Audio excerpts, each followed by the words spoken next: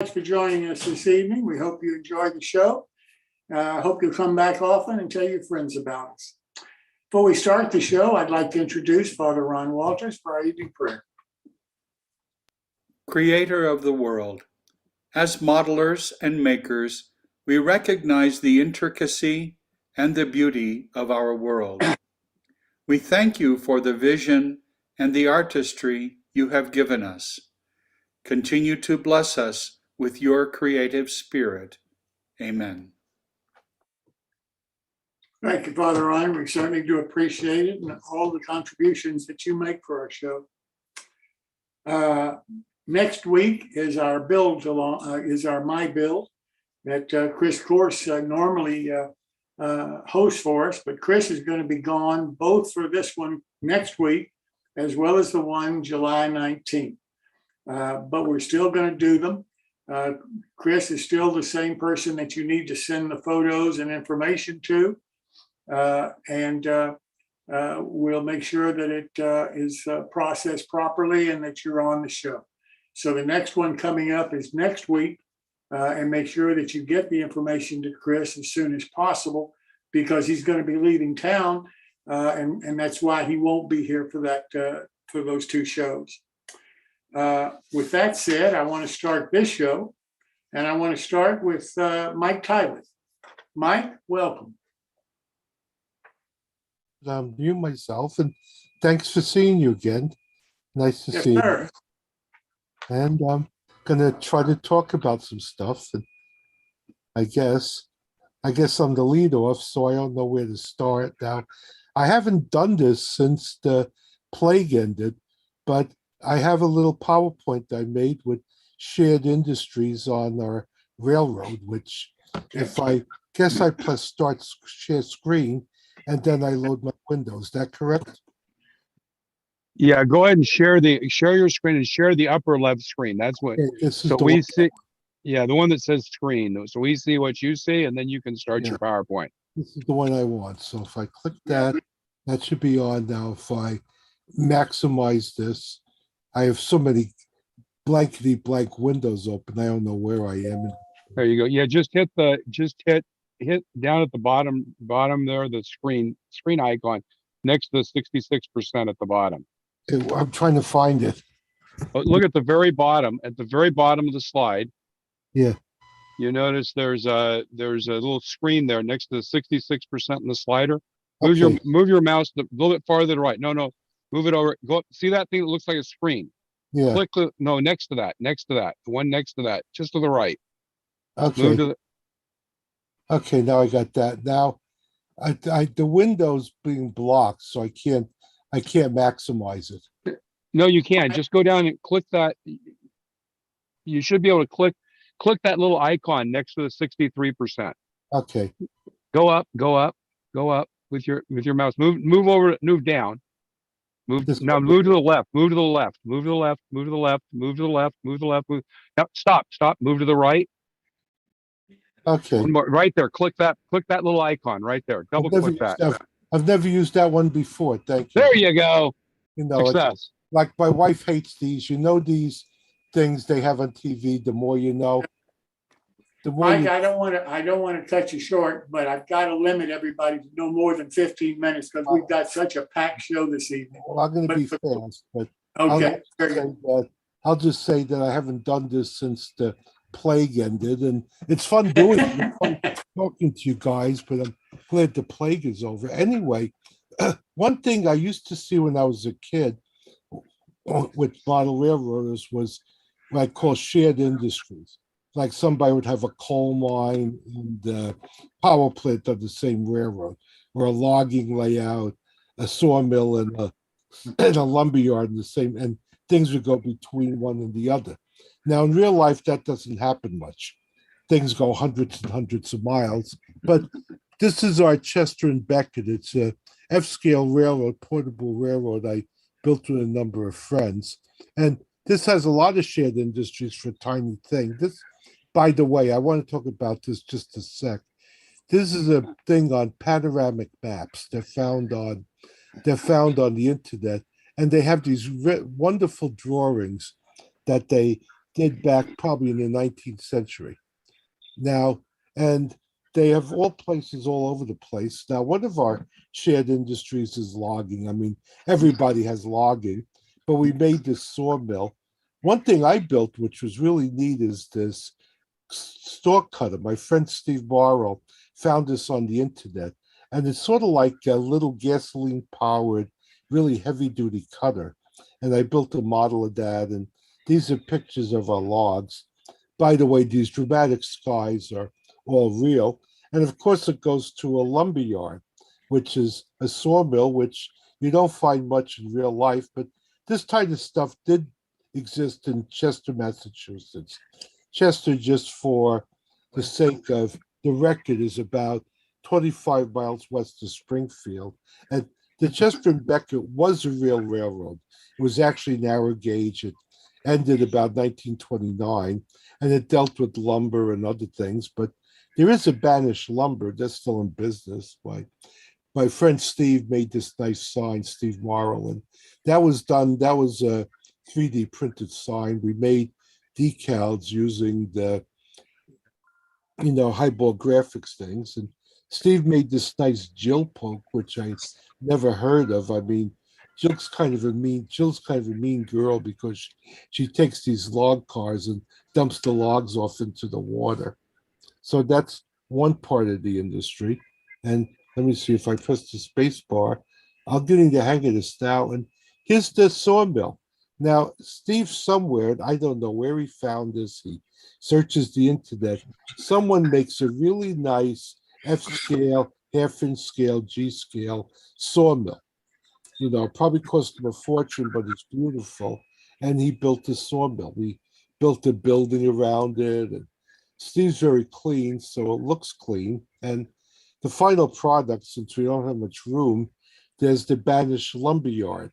Now, we couldn't put the lumber storage place next to the mill, so our fantasy is we take the lumber, you put it on flat cars, and then you put it in the mill. We only had about 1.5 inches for the lumber mill, so it's one of those ones where it has doors that close. This, by the way, on the right, that Banish lumber, that's a common thing I've seen in lumber yards, where the track side has these little doors where people would load lumber from cars into the back, and then the front would be the traditional open yard where people would buy lumber. But that's one of our paired industries. By the way, the real Banish deals in specialty hardwoods now, and they're still in business. Now, another thing that everybody has on their narrow gauge railroad is mining, but we wanted to be a little different. So one thing they mined in Chester, two things they mined in Chester was carborundum for sandpaper and things like that. That was a going industry in the early part of the 20th century. And another thing they mined was mica, micarta. And that used to be used, I've told, for windows for wood stoves. And up until the end of World War II, it was used for insulation. Now, if you look carefully, there's our mine entrance. There's a little sign, and here's an entrance with a train coming out, much bigger. And we didn't have much room, so we made a little mine entrance. And that's our another paired industry. Now, here's the inside of the mine. One idea we got from, actually, I got this from Lynn Westcott with his 101 track plans, where you have cutaways where you see into things. So if you look carefully around the edges, that's the fascia board, and we cut out, and in there's a little mine. And we found a guide. The cars are from Railway Design Associates. They're actually O-scale ore cars. And we scratch built the little plunger and the dynamite sticks and the lanterns. Steve found those from miniature. When you go into dollhouse miniatures, there's a half-inch scale dollhouse stuff, and they make lots and lots and lots of items. Most of those are for nice places, though. But you can get nice furniture and nice things. And he got the lanterns. So here we are in the mine. And that was kind of fun to build. Now, on the other end, we have the place where the mica, the carborundum's dumped. We don't have a good picture of this, but if you look at the building, the Carborundum place. They're like little doors, and the train would go on the loading dock and dump it in here. It's not very well thought out, but I don't have good photographs, so I'm doing the best I can with that. By the way, Steve Scratch built this neat little coal chute out of brass. He does remarkable things with brass, and it looks like it would work, but it looks like it would work, but it doesn't. But that's another one of our paired industries is the mica mine and the carborundum mine. By the way, the carborundum until the 90s, the carborundum business was still growing strong in Chester, and there still are evidences of it. Some of this stuff is still around, although it's a great deal now. The real showpieces are quarry, and if you went to Chester today, there's a Chester group called Chester on Track, and they have tours of the quarry just about now, like actually the weekend before this, the weekend before Father's Day, they have tours of the remaining stone quarry, and they take you on all sorts of things in Chester to see what's going on. But we built this quarry for the railroad. Now, again, my friend Steve, who loves this mechanical stuff, built this pole crane. And he found, I hate to say he found the website. I don't know where the website is, but he found all these miniature industrial parts for the pulleys and things. And the crane actually operates, although we just leave it there and don't operate it. And he made the stones. The stones are remarkable because they look nice. All he really did was take styrofoam and paint it with sealing paint and washed it with India ink and dust some stone dust on it. But they look really good. Now, the foreground ones, we decided to bring it out in the fascia board. The lower ones, the ones in the lower part of the picture, those are actually wood. They don't look as good, but we figured we had to make them out of wood just for plain durability, because it's a portable railroad. It's like a beast to carry. It's 6 2x8 pieces, and it takes a crew of about 4 to move each piece. But we do bring it to the Big Railroad Hobby Show in Springfield every February, and it looks like it. We went to the large scale show in Springfield last month. I think it may be on permanent display there. It'll be seen again. But we did do the quarry stones, and here's some close-ups. Now, one of the neat things about F-scale, by the way, for those of you who are not familiar, F-scale is nominally the LGBG scale, which runs on the standard gauge 1 5/8 track. It is a scale that Bachmann has popularized. It's basically, the track is 3-foot gauge, and it's some oddball dimension like 122 to 122.5 to 1, or some number nobody can figure out. But they do sell scale rulers. A company named Rulers of the World sells rulers in all scales. Now, one thing Steve had me build are these stone drills, and he finds these pictures on the internet, and I somehow cobbled up these things out of styrene. These are fairly close approximation of real drills you would use to drill in quarries, and what they would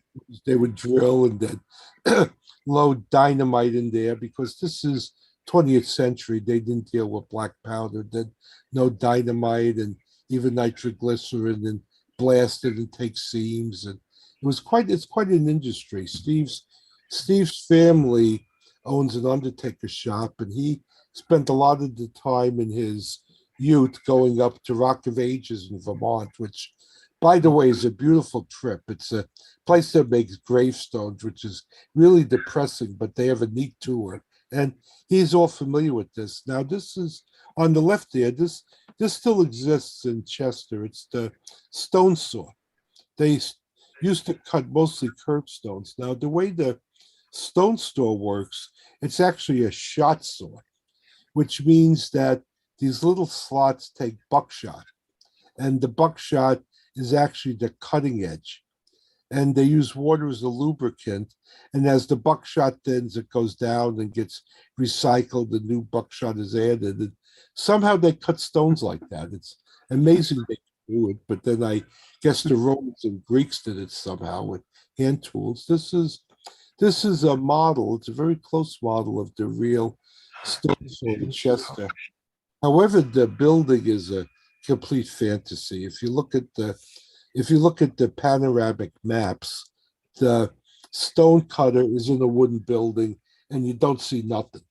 But I decided to, we looked up on the internet. I love the internet. The internet can do all this fast research for model building.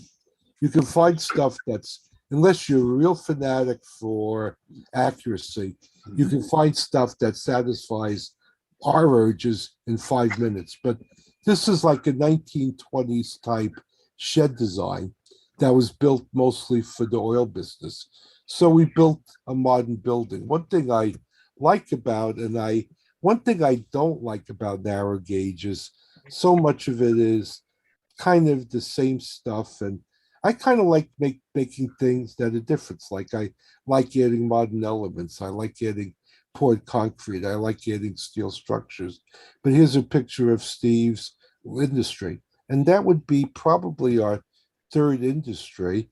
And if I'm right, that's the end of what I have to say. And this is the Chester and Beckett. And I'll end by saying that Chester and Beckett was a real railroad. It fed into the Boston, Albany, New York Central, and it closed in 1929. Much of the right of way is still there. And I hope I kept within my 15 minutes.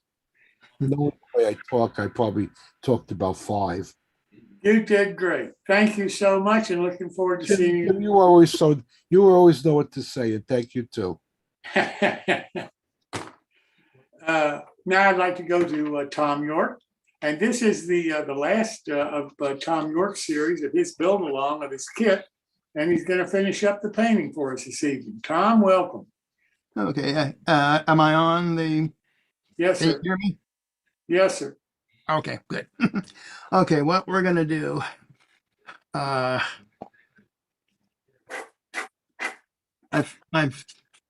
finished the the flashing on the roof. So what we're gonna do is we're gonna weather the roof a little bit. And when I've mixed up some really thin stain, and I'm gonna put a little bit of water on it.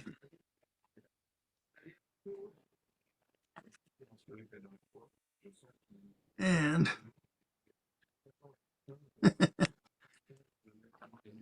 have a bigger brush.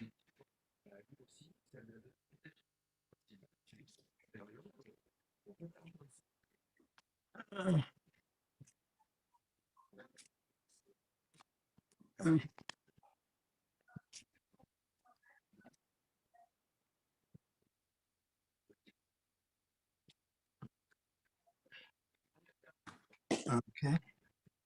A little bit.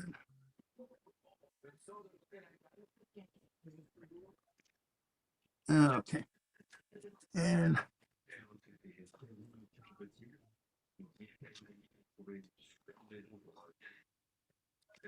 That's my kind of painting, Tom.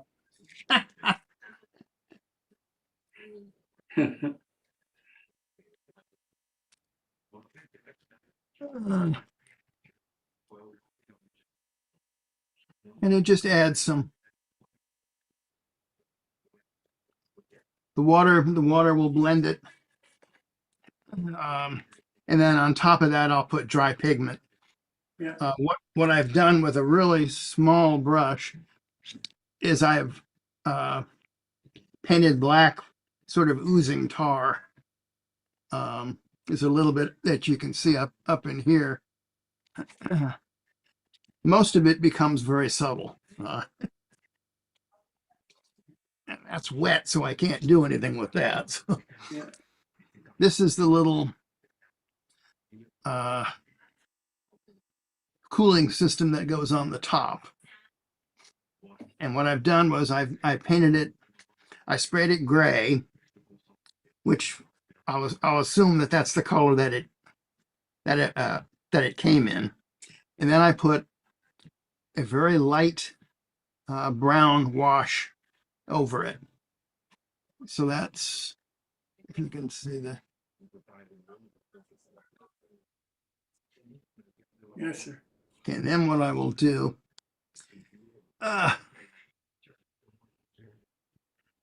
is I will take full strength brown, and put my glasses on, and drop my brush. Okay.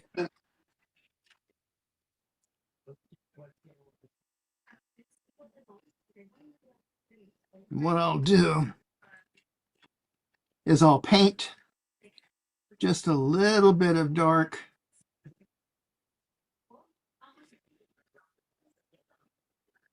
where rust would collect. And it collects usually along edges.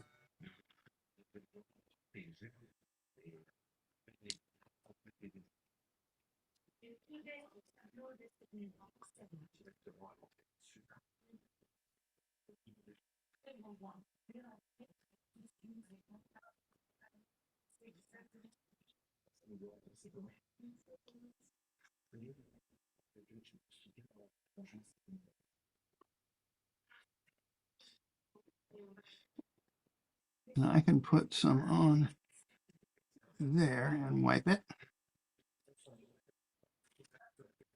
Okay. So that gives some a little darker rust pattern.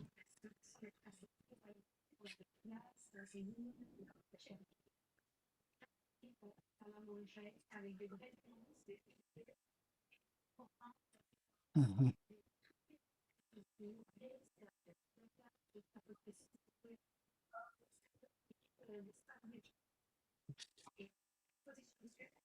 Okay, that's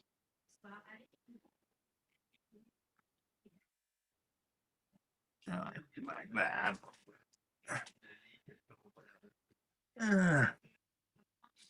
Uh,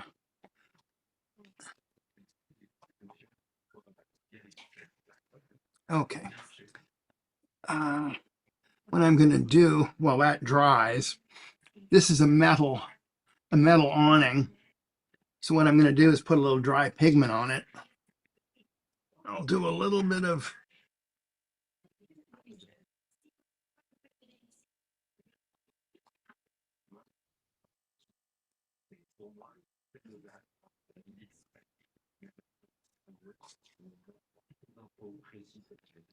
it's a little damp, so it's really picking up.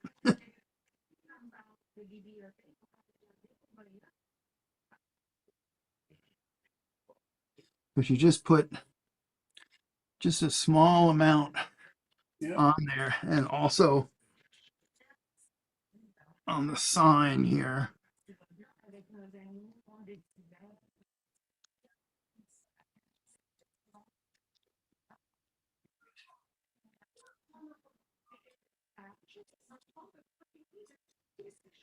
I just do a little bit around the corners.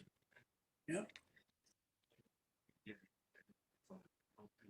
And I will take, if this is dry, not quite dry yet.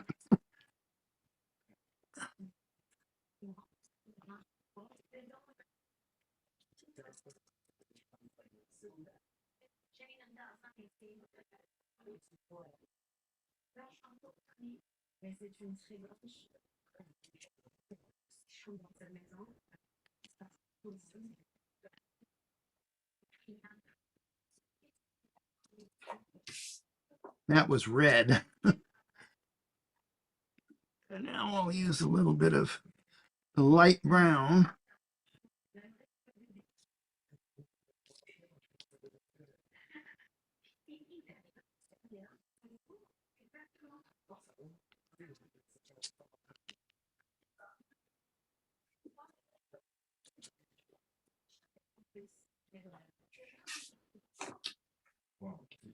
And it,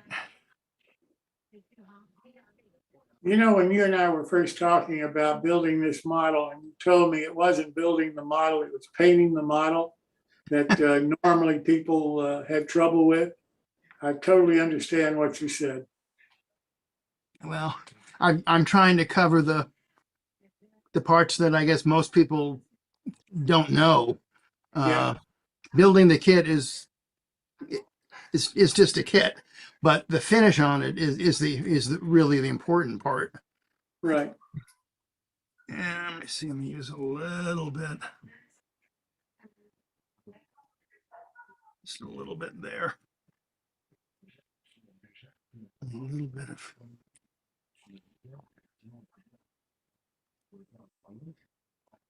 It doesn't take much. Yeah. It just takes a tiny little bit. Yeah. And it's just sort of splattered on. I've got the door here.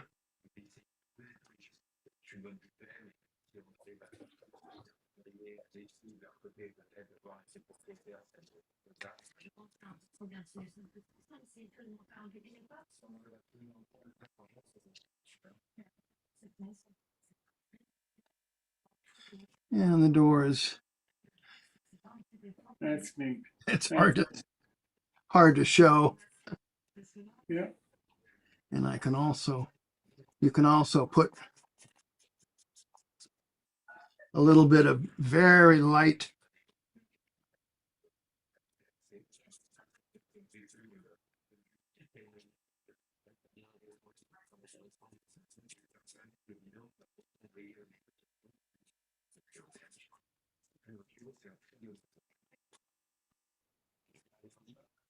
it's a little wet, so Yeah. should be dry, but That's that neat. goes on that way. Let's see what our roof looks like. Okay, the roof can use some more.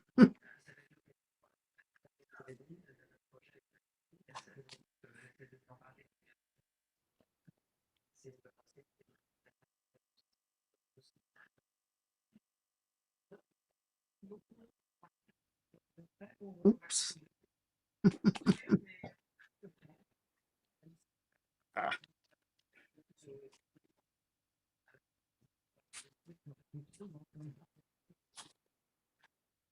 Okay. You apply several layers until you get what until you get what you want. When I paint the roofing material, I don't paint it solid black. I leave a little bit of gray showing, which when you put the strips on, there's a little bit of sort of, well, a little bit of different color. It goes from a very dark gray to black. And that gives the roof a little more life than if it was just straight flat black. Yeah. Okay, we got that. That's basically. Well, you've done a beautiful job. You really have. I can't thank you enough for taking the time to be with us. Oh, that's fine. I mean, if anybody has any problems with it, feel free to contact me. Look at my Facebook page, Tom York, and you can write me there, and I'll be glad to answer any questions that anybody has. I appreciate that so much, Tom. And I'm so happy that you've decided to come out of retirement a little bit and keep making those kits for us, because you're one of the true craftsmen out there. Well, there's just going to be two more, and that's. Well, that's what you say right now, but maybe we can talk you into something else. Then I'll go back to hibernation. Well, thank you so very much. I appreciate it. You got a beautiful building. Thank you. Well, now I want to turn to Bob Davidson for his dollar store treasures. Bob, welcome. Thank you, Jim. Good to be back. Let me share. And So welcome back to Dollar Store Treasures. It's been an exciting week. And I appreciate all the views that we've gotten over on the YouTube channel. It's quite wonderful. So, woohoo! Again, these are all interesting things that I found, and I'm Once again, this week, I went over to the Dollar Tree store locally, and we've got two more ideas tonight. First one is down in the tool and hardware aisle. I've decided to add in where I find these things. And this is for $1.25. You get 36 quarter sheets of sandpaper. So basically it works out to about 10 cents or 12 cents a sheet. The cheapest I've been finding if you go to a hardware store is about 70 cents for a full sheet to $1. And what you get in here is you get 6 sheets of water-based paper, so, you know, to do some real fine work. And then 30 sheets. Oh, and actually on that, on the waterproof paper, it's 80 grit, 240 grit, not 24 grit, and 400 grit. And then on just regular sandpaper, 10 sheets each of 80, 100, and 150. So it's not just a nice little thing, and they're pre-cut. Basically, this is the size that you would use with a palm sander. So it's a quarter of a standard sheet. And again, for $1.25, it's just good to have some sandpaper around the workbench. So the second thing, and this was something I've been meaning to try for a while, and I did, and this is down in the beauty aisle. And if you look at the eyeshadow, there's eyeshadow there for the women in the group. This happens to be one that I found, which is basically white, black, and gray. And what eyeshadow is just pigment color with a binder in it. So I did a little sample. I found this was in a box of junk that I had, one of those things that you buy when you buy the raffle ticket at your local division meeting, and it was in there. So this was unfinished, and I spent about 10 minutes with this eyeshadow and was able to really do some nice weathering on it. It adheres well. You can feather it out real well with a larger brush. And again, for $1, I got 3 colors. And one of the things that I did find while I was there, I didn't use for this demonstration, but they probably have 4 or 5 different of these sets. Each one has 12 colors in it. This is one that I picked up, which is basically all browns and grays. They have ones that are all different colors. So it's just good in a pinch, you know, if you don't have a particular pigment color around in the jar. This is just a real good solution, like I say, for $1.25, and you can do some really nice weathering with it. So that's this week's real quick kind of episode of dollar store treasures. So I will stop the share, and if there are any questions, happy to answer them, or we'll just see everybody next week. Bob, this is Bob Geldmacher. I went to the Dollar Tree and got some of those clips that you showed last time. Uh-huh. And they are really nice clips. So I really would recommend those to anybody. Fantastic.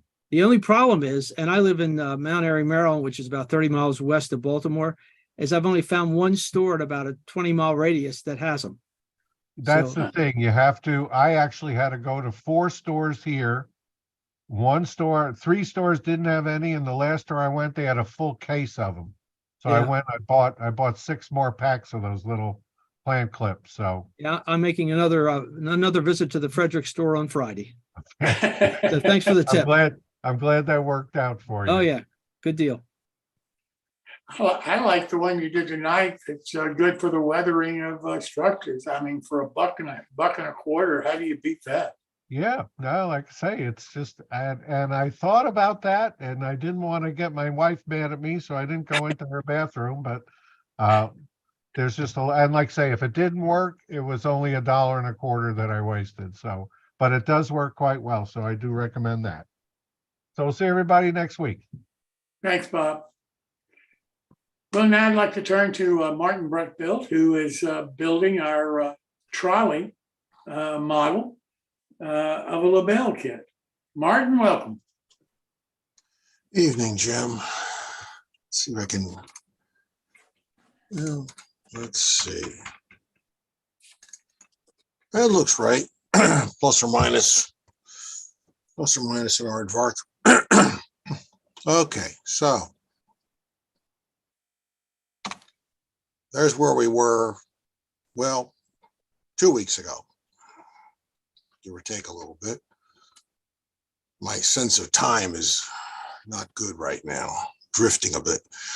But I think we had an unfinished roof and one that was also too short. So as was suggested, it needs to be stretched out a little bit. Stretching wood is an adventure. You know, you can always make it shorter, but making it longer is painful, or a challenge, or a painful challenge. But here's how I did it. There's 2 layers of 1/32 flat sheet on each end, wrapped around the end. First layer was put on, since that's end grain, that's put on with goo and CA, and the second layer was put on with wood glue. Now, actually, to hold this in place, there was a lead brick on top of that roof, holding it down on my glass work surface so it wouldn't move anywhere. And then there were 3 more lead bricks. And I actually, am not exaggerating, they are lead bricks. In fact, that's exactly what I think it says on the side of them. They're vinyl coated. 3 out of 4 of them are. And there was 1 in this corner, 1 in the middle, and 1 at this corner to keep it all in place so it wouldn't move. And I let that glue set overnight on all 4 pieces. So this is a 4-day exercise. While I diligently goofed off the rest of the time for those 4 days. The silly thing about this is, while you extend this, you have to also realize 95% of it's going to get sanded off anyhow. It's all going to go away. But not knowing exactly which 95% depart, I covered up everything. Once again, easier to put it all on now as opposed to add little tiny bits and pieces later. Okay, so we have our end. Now it's just a matter of shaping the roof. This is where everybody quakes in fear or runs around like the sky's going to fall or whatever. The instructions actually give you multiple ways to do this. This is the most important part, cut and fit. But there are ways to do it. There are templates. There's all kinds of things. Here's an alternate method for doing it. You can do all kinds of different things. I don't do any of those. And I ignored them all. Or I sort of did my own amalgamation of them all. There's the templates. The templates on the back page of the instructions. You can cut these out, glue them cardboard, and use them as reference points for shaping things. The very first label kits I built, the Lakeshore Electric coach and combine. I actually did this route. I cut these out, glued them to a thick cardstock, and sanded and test fit it, and sand it and test fit it, and it's like, okay. Well, that was 20 years ago. I don't sand and test fit quite as patiently as I did 20 years ago when I had absolutely no idea what I was doing. And for the really anxious, LaBelle even sells, and this is in the box, a traction roof rounding kit, which has pieces you can glue on, and there's the shaping, there's your line that you cut away, here's your templates. Boy, can't get any easier, right? They give you everything you need, but you know what? You still got to shape the thing and glue all this stuff in place. Okay, so I do them by freehand. I don't even bother with the templates. It's got to the point where I just grab the roof and say, it should be shaped like this. And then I remove all the parts that don't belong. It's sort of like, doing sculpture. Michelangelo did it this way. Just remove all the marble. It doesn't look like David. You're done. Right. It's easy. Tools I recommend. Well, there's one of the first ones I use, actually. The upright belt sander. My grandfather built this one when I might have been 6, 10, somewhere in there. I've since rewired it, but that's got a piece of a well-used 80 grit belt on it, 4 inches wide. And that I use to take off about 90% of the center section of the clerestory roof stock. Just do it very, very gently. Quick passages, just barely touching it. You watch it come off and take a little bit at a time, change the angle, take another slice, change the angle, and eventually you've got something that's pretty close. It actually works very, very well. You just be very, very patient and very, very delicate. And keep your fingers off of it, it'll remove that too. Next tools, a 4-in-hand. If you don't have a 4-in-hand in your shop, you probably should have one. It's useful for lots of things. You can get them at like Home Depot. I mean, even Home Depot sells a 4-in-hand. It's amazing. 90% of the lower sections on the clerestory roof get shaped with a 4-in-hand. You can't use the belt sander down there. So that's by hand, but it's only a little bit of work, and you just take quick passages through it, very gentle. You got to remember this is a compound curve in 2 different dimensions that you want to shape. So you have to be a little careful with it, a little thoughtful. Just take your time. Sanding block, 120 grit stapled on a 2x4 block. It's about 8 inches long, 7 inches long. I don't remember what the standard size of sandpaper is for sanders. I never use the electric sander. I just use a wooden block.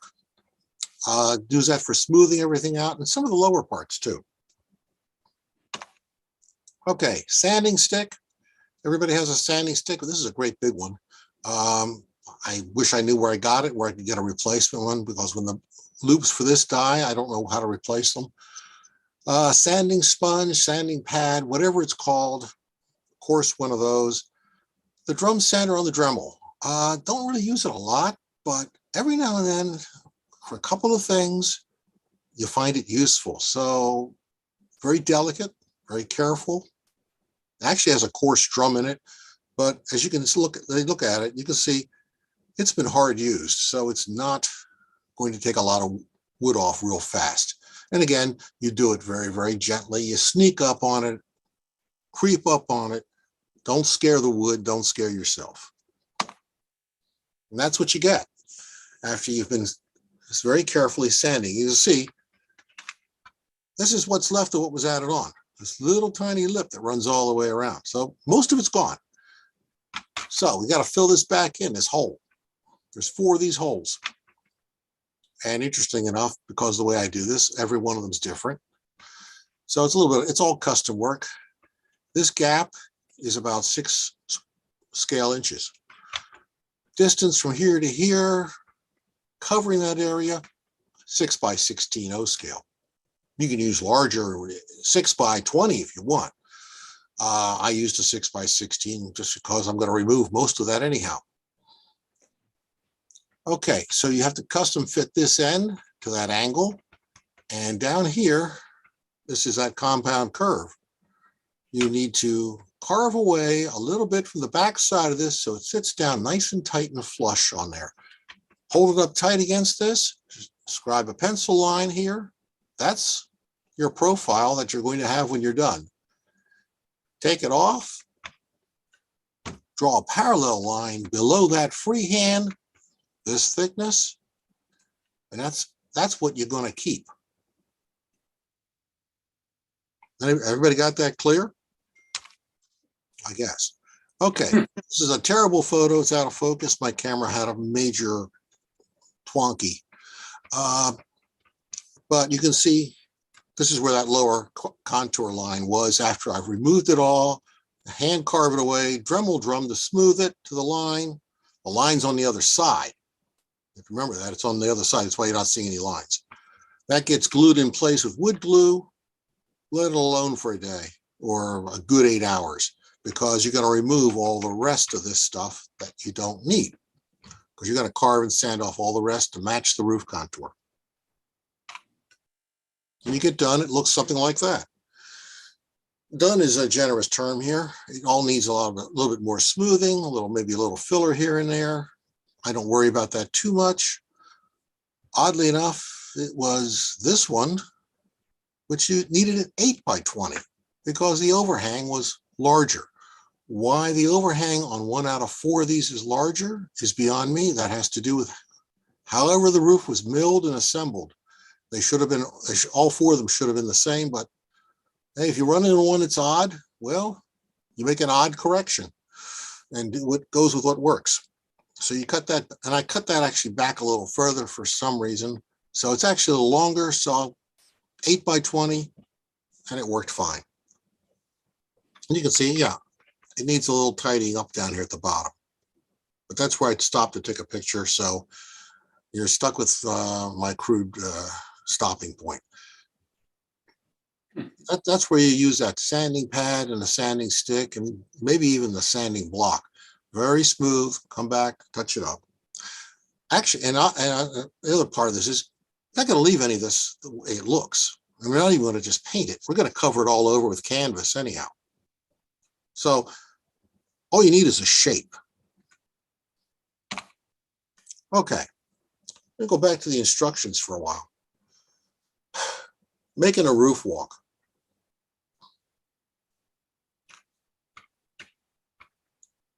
Need 2 pieces of wood. Well, one of them was fine. The other one, I just didn't think there was enough to do all 4 boards. You know, I have to note here, it's 2 boards, they're not square. That's not right. Some of the drawings in this are kind of peculiar.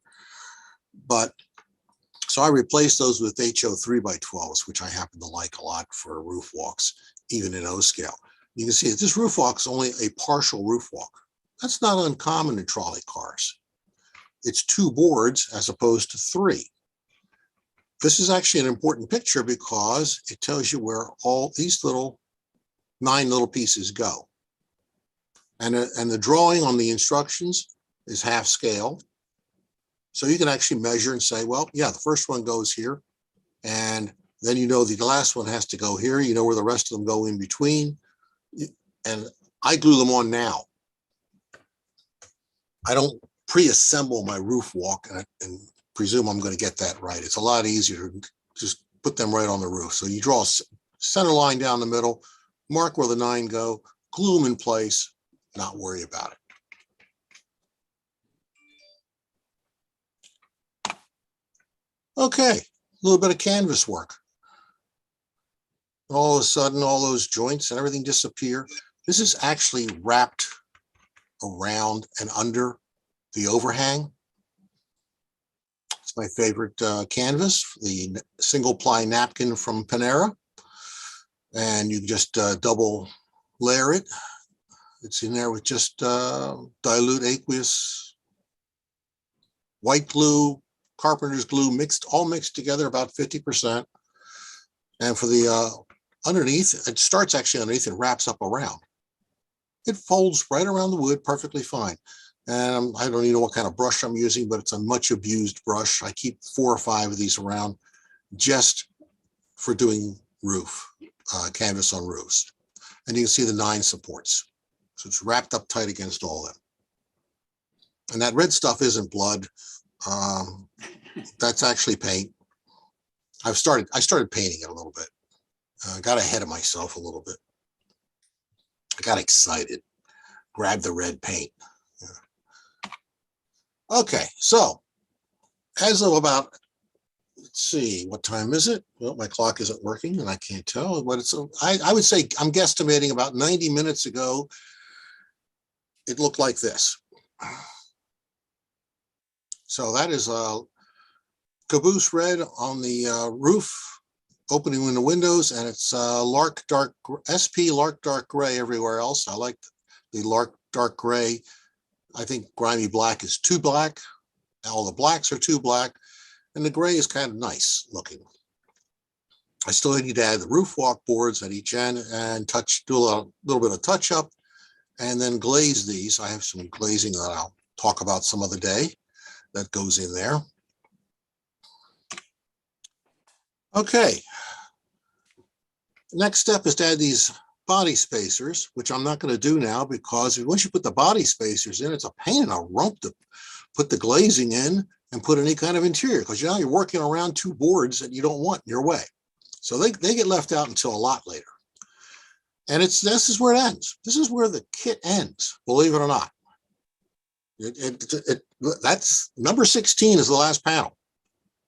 That's the end of the instructions. So, I pointed out, what, 5 weeks ago, 4 weeks ago, 4 weeks ago, this builds the body shell. Okay, we got a body shell. Ta-da, that's done. But, you don't want to stop here. But wait, there's more. There's a set of Ginsu knives in here somewhere. Okay, yeah, we have a boatload of detail parts to add, because otherwise it's a naked hunk of wood or a box of wood. So, we got trolley poles, we got pole bases, we got 2 different types of steps, we got fuse boxes, roof mats, brake cylinders. It's nice to have brake cylinders so you can stop going downhill. Anti-climbers. I don't know if we need them or not. Resistors. You see, these are from Wagner, which is long defunct. Current lines, which as far as I know is defunct. Walthers and O-Scale, it's been defunct 30 years at least.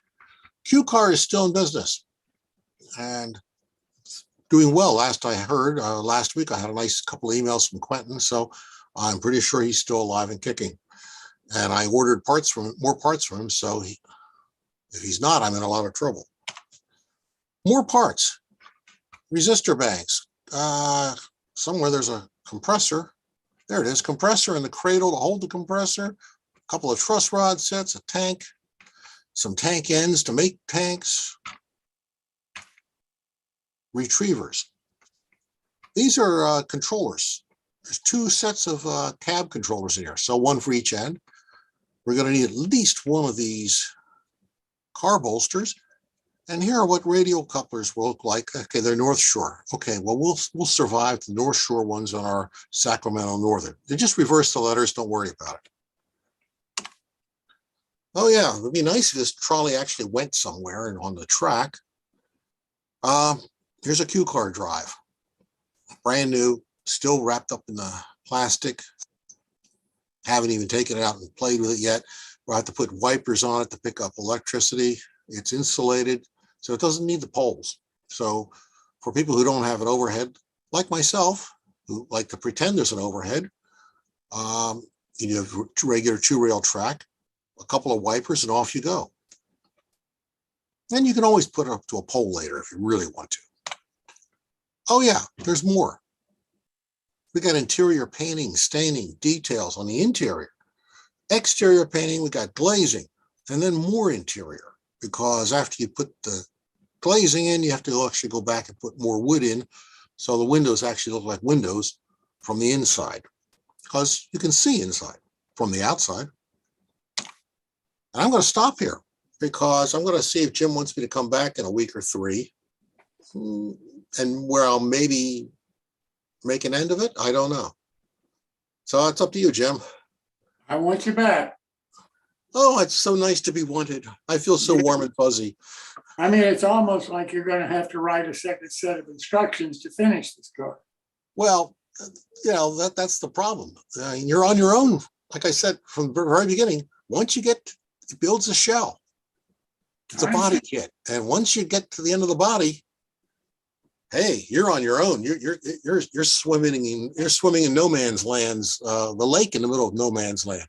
And there's crocodiles out there. There's Florida alligators in it. I understand, Martin, but you are a trolley guy, so you know what needs to be done. Oh, I make it up as fast as I can when nobody's looking. Absolutely. All right. See you next week. Any questions though from the gallery? Don't know. The rogues. I think you've covered it beautifully, and I'll tell you, finishing the roof like you did, I think was ingenious. I think that was a great way of doing it. Well, it works, but I will caution anyone. The belt sander works just fine. You just have to be very patient. Don't rush it, and keep changing the angle and rotate it through the belt.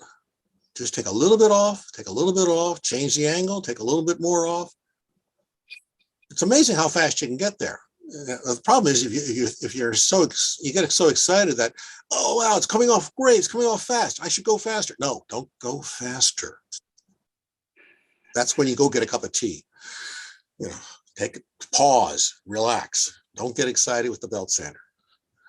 Martin, every modeler that has ever helped me learn how to build has told me one thing, and that is be patient. Oh yeah, I could build a diner at that point. There you go. There's an idea. Very constructive. Absolutely. It's kind of narrow. And All there's no right. place for a kitchen. We will see you next week, sir. Thank you. Next week. Oh no. We'll Oh, talk yeah. about that. Thank you. I barely have the paint drying on the roof right now. All right. Well, 2 weeks then. Yeah. Anyway, thank you so much for getting this far with it. We'll look forward to you finishing it out. Now I want to turn to Tom Farrell, who is scratch building his layout. Tom, welcome. Thank you for having me. Yes, sir.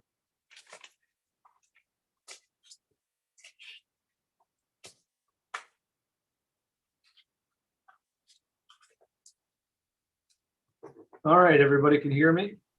Yes, sir. This evening, I'm going to show you how I scratch built one of the signature structures on my old rustic buff and old Gothic, and how I'm going to incorporate it on the new rustic buff and old Gothic On30 Railroad. So this is a covered bridge that I made that was an exercise in how much strip wood I could consume. We talked about patience a minute ago. There was a lot of patience, as you'll see, in constructing this model. But the end, as they say, it's worth it in the end. So the ends justify the means. So this is how I did it. I started off with looking at plans for a truss bridge, just to get some idea how they put these trusses on. The bridge itself is no specific prototype. I went on Google and I looked at all the nice features that I liked on real covered bridges, and I tried to incorporate them on my bridge. And so here you see the floor and one of the walls coming up. This really wasn't difficult. It was more of an exercise in patience. The key to making a bridge like this with all these components is to keep everything parallel and perpendicular and keep run out from happening.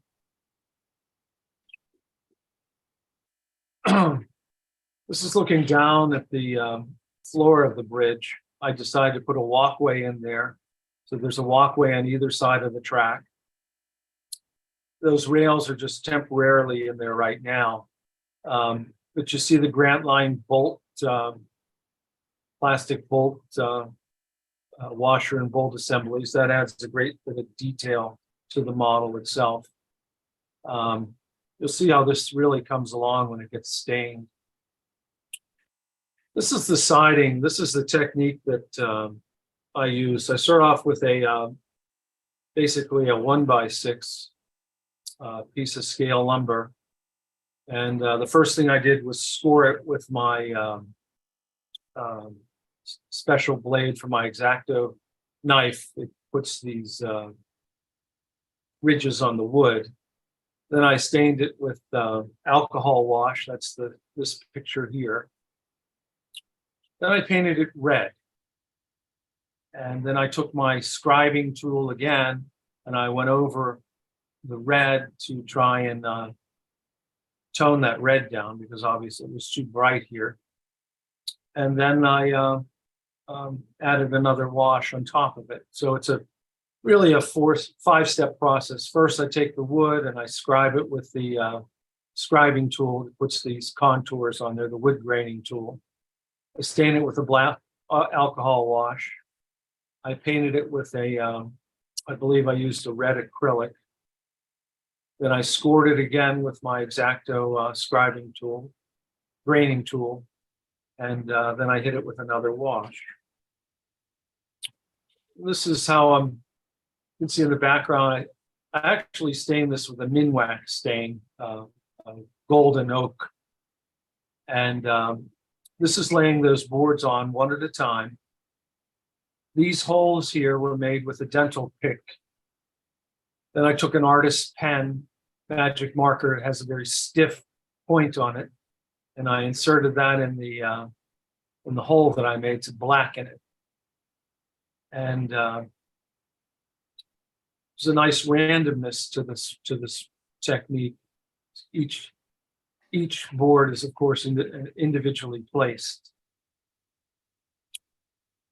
This was a template that I made for the roof.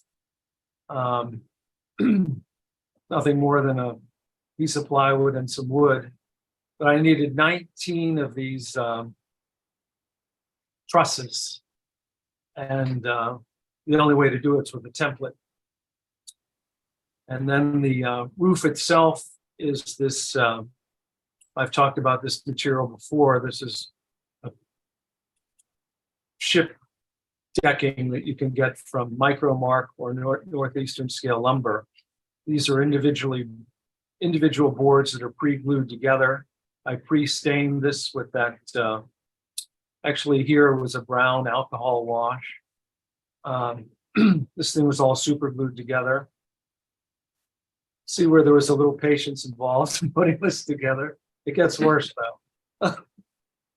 The actual shakes are individual I think I used 2x4s. I cut them one at a time on a chopper, less than 1/4 of an inch, sometimes 3/8. And I individually glued them on there one at a time with tweezers over the course of about 3 weeks. I worked like an hour at a time. In the final model, there's over 8,000 of these. So it shows you that you're listening to a psychotic model builder. This took an enormous amount of time. This is that ship siding or ship flooring. This is the underside of the roof. I airbrushed it,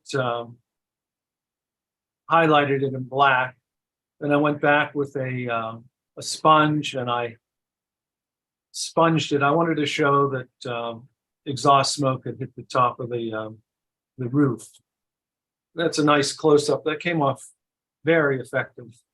You can see the detail of the ship decking and all the trusses, and the whole assembly is pretty intricate.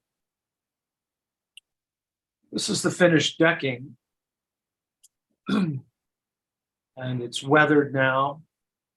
And there's a close-up of the detail of the track. I use Grant Line fish plates. You can see these bolts here. They're all rusted. There's rust that's bleeding onto the wood. It was really this model has so much time into it. It really was the focal point, the key structure of my last layout.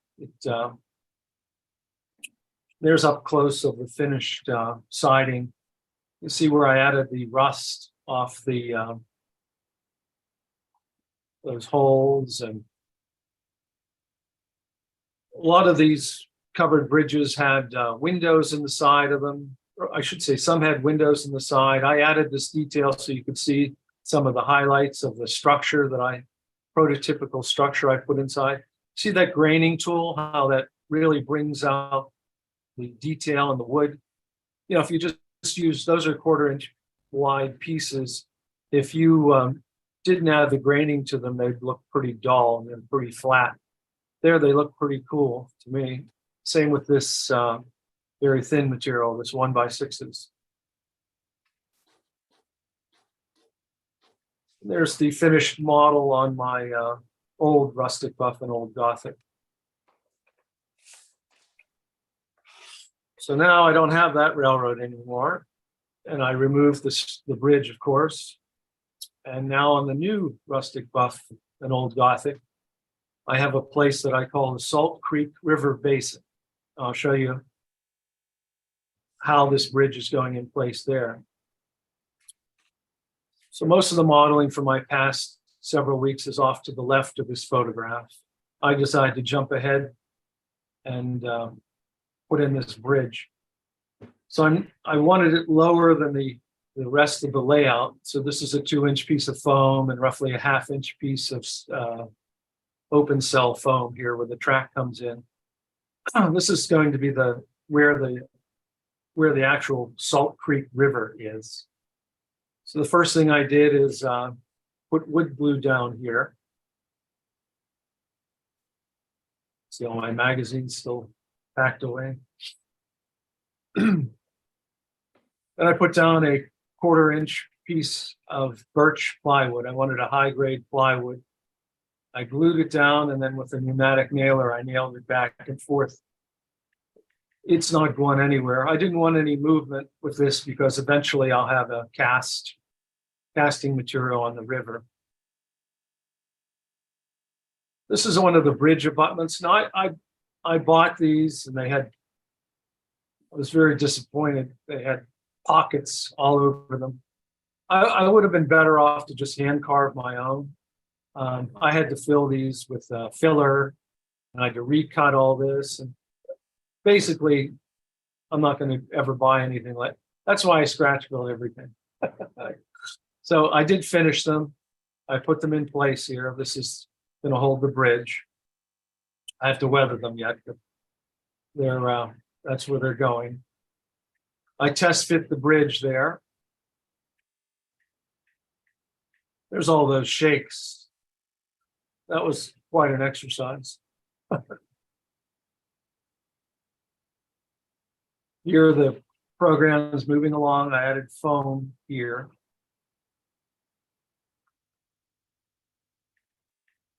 I like Sculptamold. I actually have, it sounds crazy, but I have 150 pounds of Sculptamold. I have it in 3 big bags. I just use a disposable container, a spatula, and water, and mix it away. It takes at least several days to dry, and you get to, well, that's why they call it Sculptamold. You can sculpt it. So there I am putting it in place with just a plain old spatula. Now to get to the other side, I had to put the foam in for the layout. And I wood glued this foam down, and then I put, these are just weights, glue it overnight. And now I've Sculptamolded both sides of the river. I haven't done the back yet because I'm going to build a dam back there. And when I build the dam, I'll put it in place with a little shack back there, and then I'll finish the Sculptamold. That'll be another show, another time. There's looking to the east of it.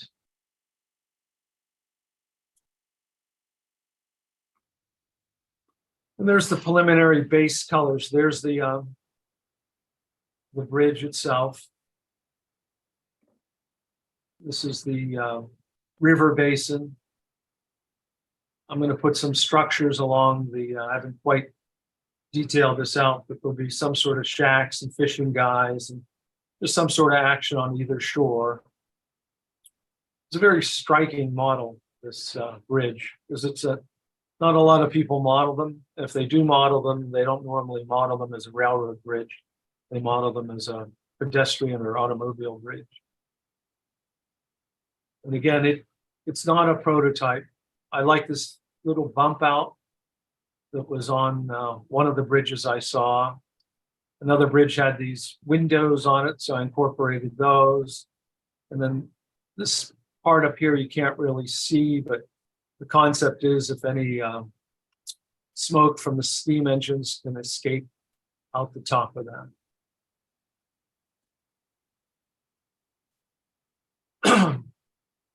This is looking east. I don't have the track in there anymore yet. This is the the eventual buildings that will go there. Be another one of my, that's Peter Piper's pickled. I had some crazy name for it, but that's where that building will go. That'll be another feature when all my buildings, as you know, are built on pieces of plywood, and I just sink the plywood into the foam. And if I ever move or have to take a structure up, it comes right out. Hey, Tom, Uh-huh.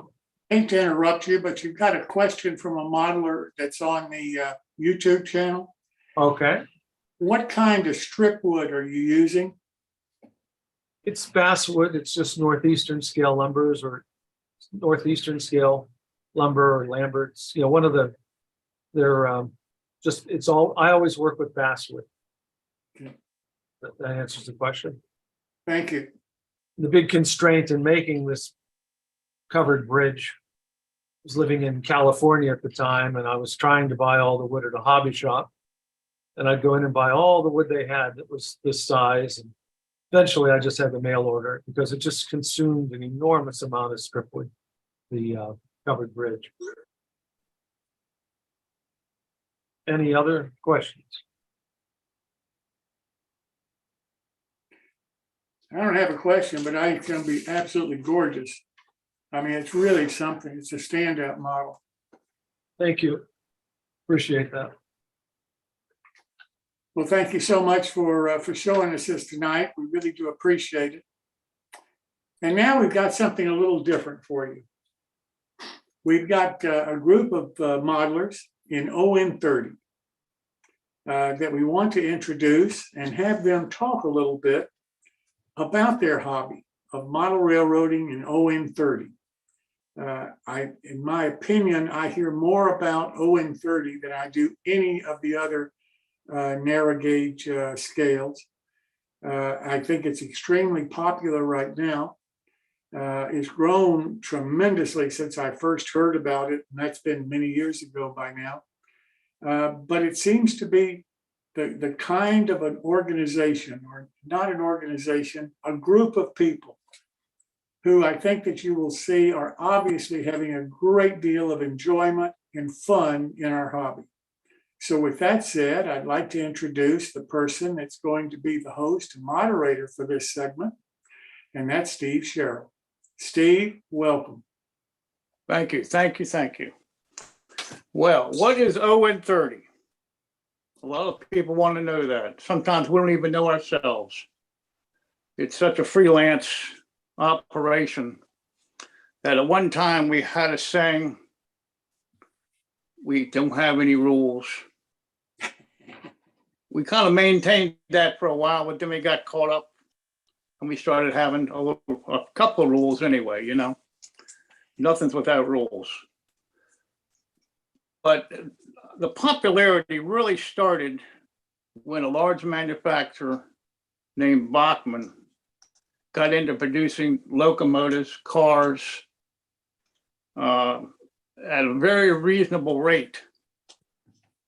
We started the transition, a lot of people transitioned from smaller scales into the ON30. ON30 is 1/4 inch scale and 30 inches between the rails. Bachmann sold it as operates on HO gauge track. Yes, we could run it on HO track, no question. Some of the modelers actually just took their HO buildings off, put O scale buildings on, and ran ON30 that way. Some of them scratch built everything. Others kind of maintained prototypes, but there are very few prototypes in 30 inch. So it's mostly a freelance kit bashers, scratch builders type of operation. Tonight, I'm going to have some modelers who you may know some of them, you may not know them. I'm gonna even introduce an ON30 family. This family models together. They travel together to train shows. Their youth, they're 9-year-old, 13 years old, mom and dad. And of course, I'm also gonna try to go with some international flavor here with Ian Fainges telling us about how he went around with his dad. And his dad was an ON30 modeler. So I'd like to go first with Ian because I don't know what time it is there in Australia. So Ian, if you're available, could you give us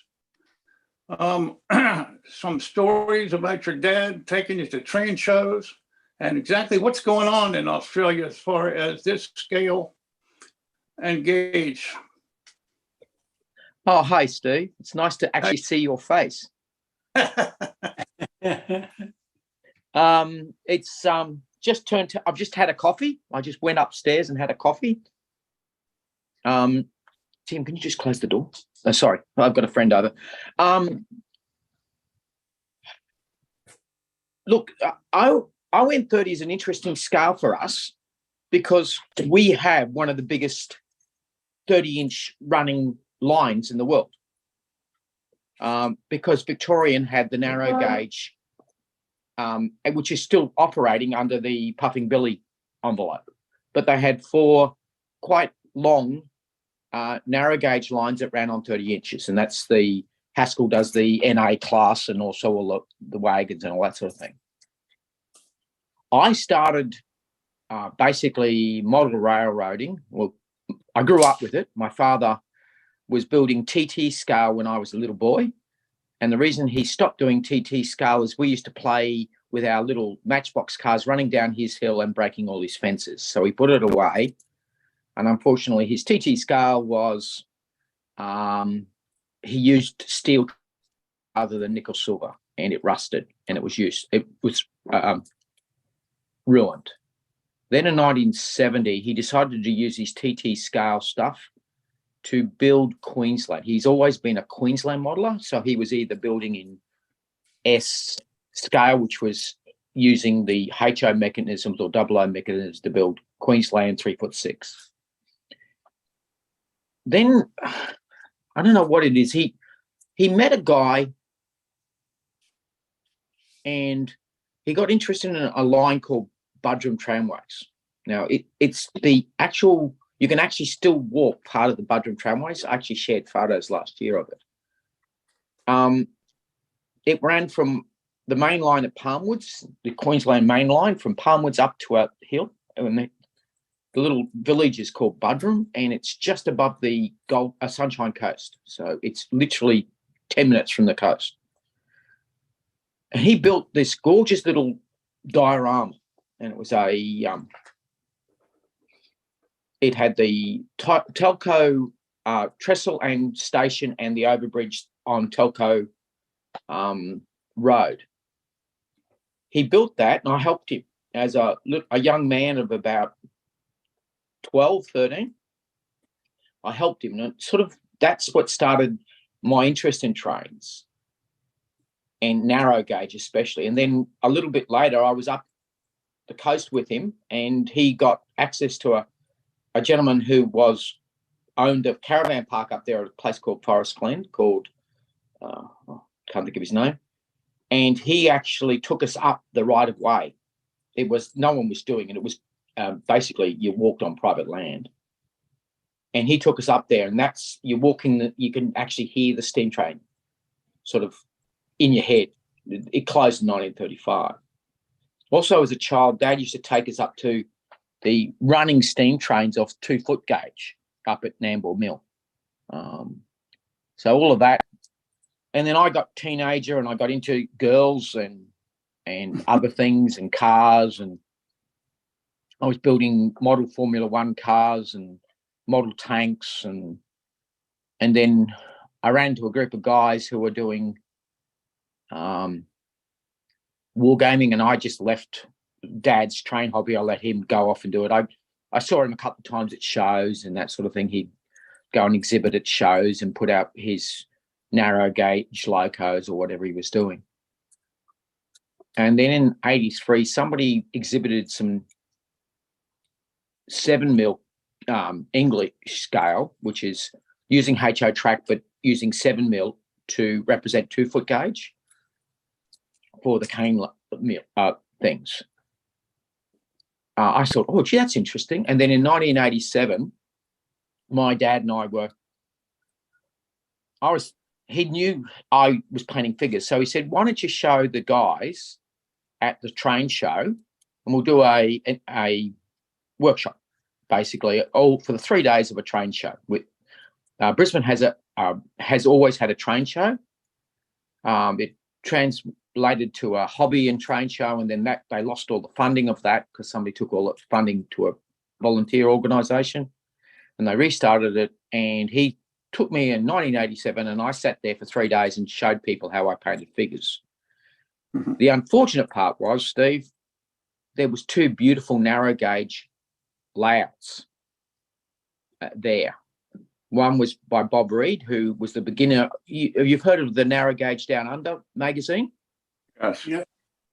Yeah, well, Bob Reed did this magnificent ON 3-foot American. The modelling was just to die for. And here he is watching me paint figures, and he's giving me figures to paint. Can you paint this for me? Can you paint this for me? And it was just this, absolutely. And it just caught me because it had these trees that went from the ground to the ceiling, and all the roots, and the roots coming through the embankments. And it's just beautiful. You know, that was 87. And then in 88, my dad said, why don't we build a layout together? So that was it. That was my start in ON30. And I haven't stopped doing it. I've done exhibition layouts. I think we've built 1, 2, 3, 4, 5, 6, 7, 8 train layouts for ourselves, and we built 4 for others. And we exhibited them, and it was just amazing.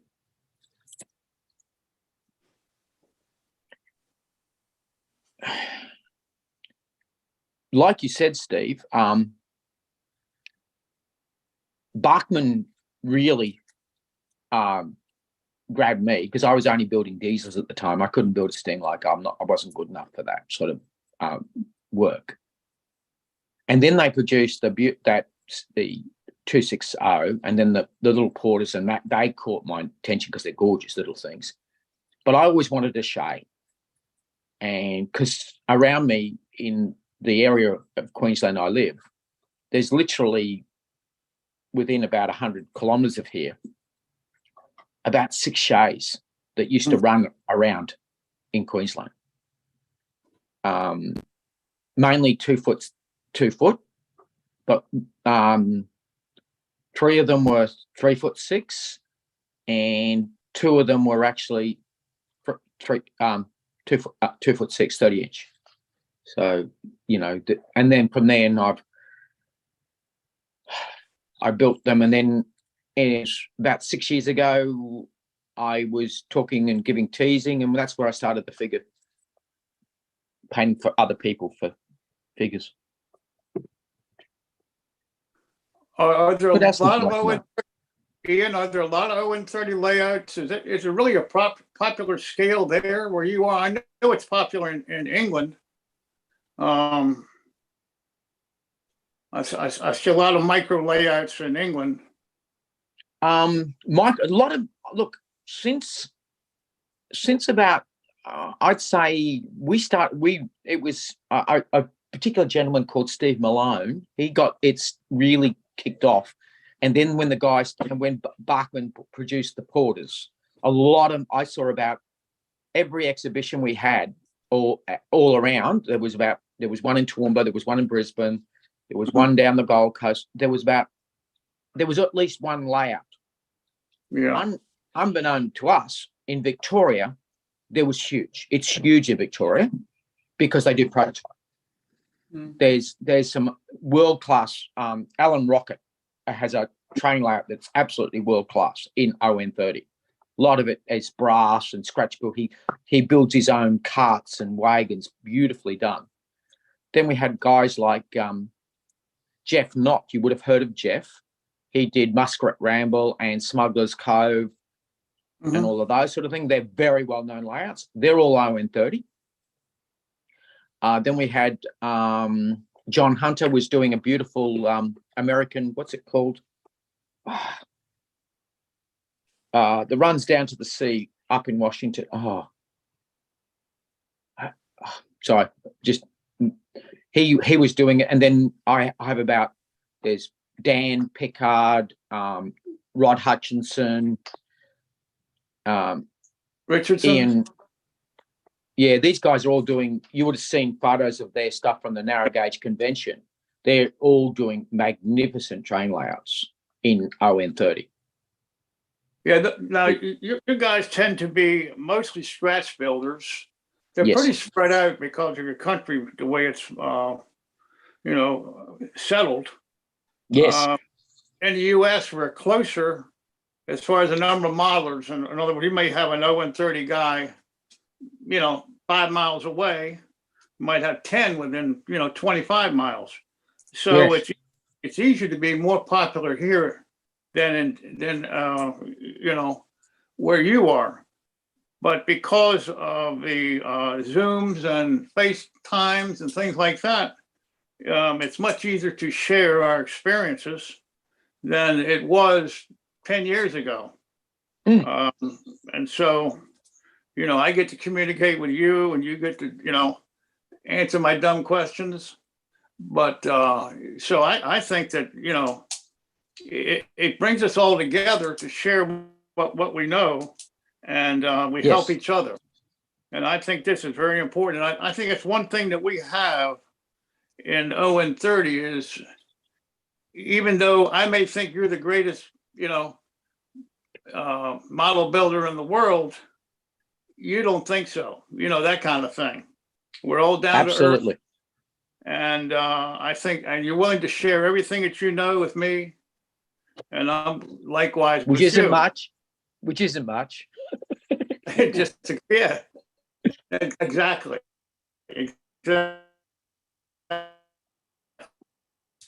Ian isn't one of the main industries in Queensland. Yeah, I want to now find Michael in a second. Say again. Queensland. Ian, Say it again. Ian, isn't one of the major industries in Queensland, isn't it sugar? They've actually got more lines, more kilometres in 2 foot than under standard gauge, which is 3'6" in Queensland. And We've got primarily because of the sugar industry? All because it started off, there was a lot of, we have 2 types of narrow gauge lines. There's Shire, which literally the Shire Council owned and paid for the trains to run in their Shire. Yeah. That's where you've got Mulgrave, you've got Innisfail, you've got quite a few Shire tramways. And that's why they're called tramways, because they weren't owned by the government. And then out of that came a lot of the sugar mills. Like above me in Nambour was the Moreton Mill, and then you went up to Maryborough, and then you went up further, you went to Bundaberg, was a big area of, and still is, sugarcane, gin. Then you went up to Serena, Bundaberg, Mackay is another big area, and then you went further north, Tully and all these sort of things. Yeah. It's a huge industry, very, very large, and absolutely beautiful locos. And frankly, for ON30, that's a perfect industry for your country. Yes. It leads itself. It's unfortunately because of the mass of people that are, we don't have a lot of people in Australia. Yeah. And to do the industry it's just not, there's not enough people to build. They're having enough problems just to build Queensland stuff. So we tend to convert American stuff. or scratch build it. I'm lucky. I've got 2 Queensland locos produced by a gentleman years ago, but they're very expensive. You know, you're talking $2,000 for a loco. Hmm. You know, Wow. so 2000. yeah, you sort of get ouch. That's why when Kieran did those beautiful NAs, the Victorian, and everybody's complained about them, we thought they were cheap at $400. Yeah. That's Australian, like $200 Australian. No, it was $400 Australian for an NA. Okay. At the other locos, because they were so limited, they were kits and all that sort of thing, and you had to get them put together. Yeah. You guys have a It lot was- of battery power down there too, a lot of dead rail. Yeah, very popular down south. Very, very popular. Yeah. Yes. I wish I knew more about it because I would go dead rail tomorrow. Well, So you have another guest on, Steve. Brian and the family is on. Oh, okay. Okay, Brian, why don't you introduce your family? And then I will ask you a few questions. All right, we'll try to answer them. Okay. Good, Steve. My name is Brian Clayto. This is my youngest son, Michael. My oldest, Andrew, and my wife, Christy, is just standing off screen. Some of you may have seen her earlier. I've been involved with On30, first introduced to it and back in 2004 timeframe by some friends, and got pulled over to the dark side about 2005. And modeling in On30, a lot of kit bashing, some scratch building, a lot of camaraderie, you know, with Steve and Dan and Les and, you know, some of the other guys I've gotten to know over the years. We are a modeling family. My wife, blessed that she supports our hobby, and we drag her. We do all the train shows as a family. It's a family event. We all enjoy trains, so it all works out pretty good. Well, I know the two boys have been around a long time and going to train shows, and you've got pictures of them when they were probably, you know, 5 and 10, you know, asking questions of the modelers, learning. They're always inquiring as to how do I do it? How do I do it? Let me do it.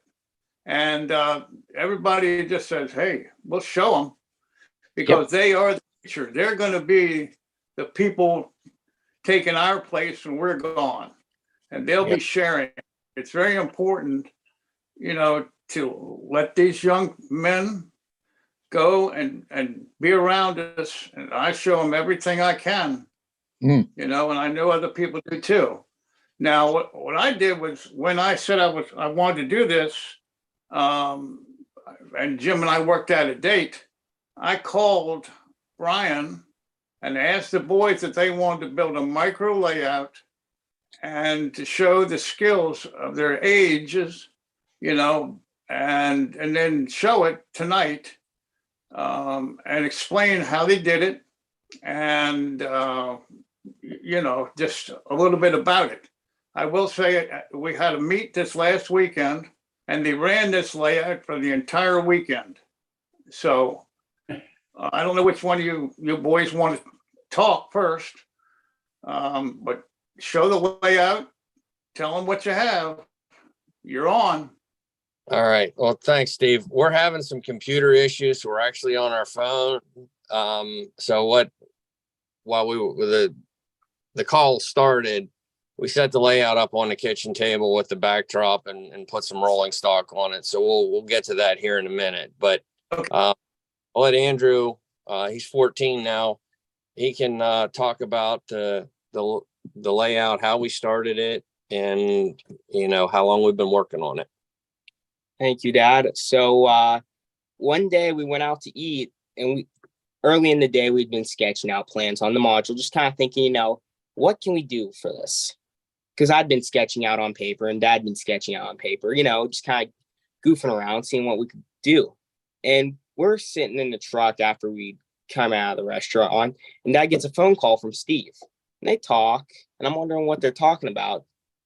Dad comes off the call and says, how would you guys like to work on that module and get it ready for the June show? We went home and put down the foam red road bed. Next day, we were staking down track and gluing it down. Oh, wow. So we started, the boys did everything from laying out the track plan, setting up where the sidings were going to be. They started laying the track. The only thing that I really did on the layout was the cutting of the rail and helping glue it down. This way it was smooth. But everything else on the layout, they've done all the scenery. They've done the foam carving. They've made the messes in the basement that has drug up the steps, etc. But it's just been a steady progress on it.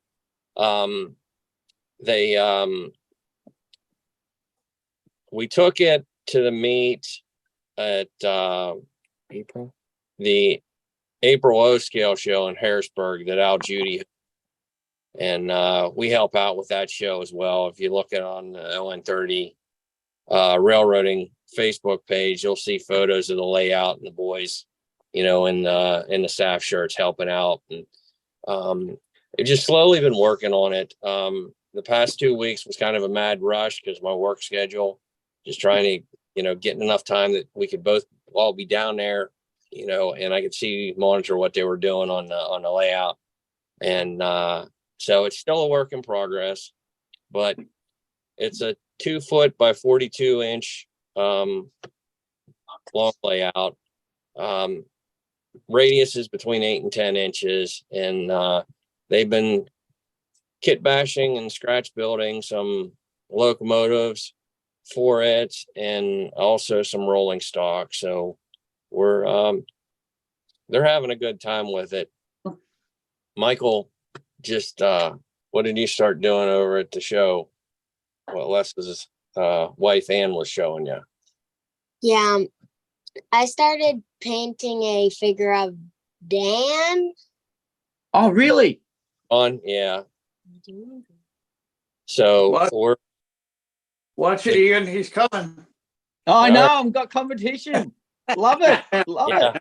And this is right up your alley. So we've been oh, I can see it.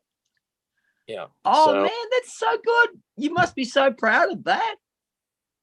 Yep, he did that at the narrow O meet there this past weekend. So yeah, with it was Les's wife and another guy were doing figure painting, weren't they?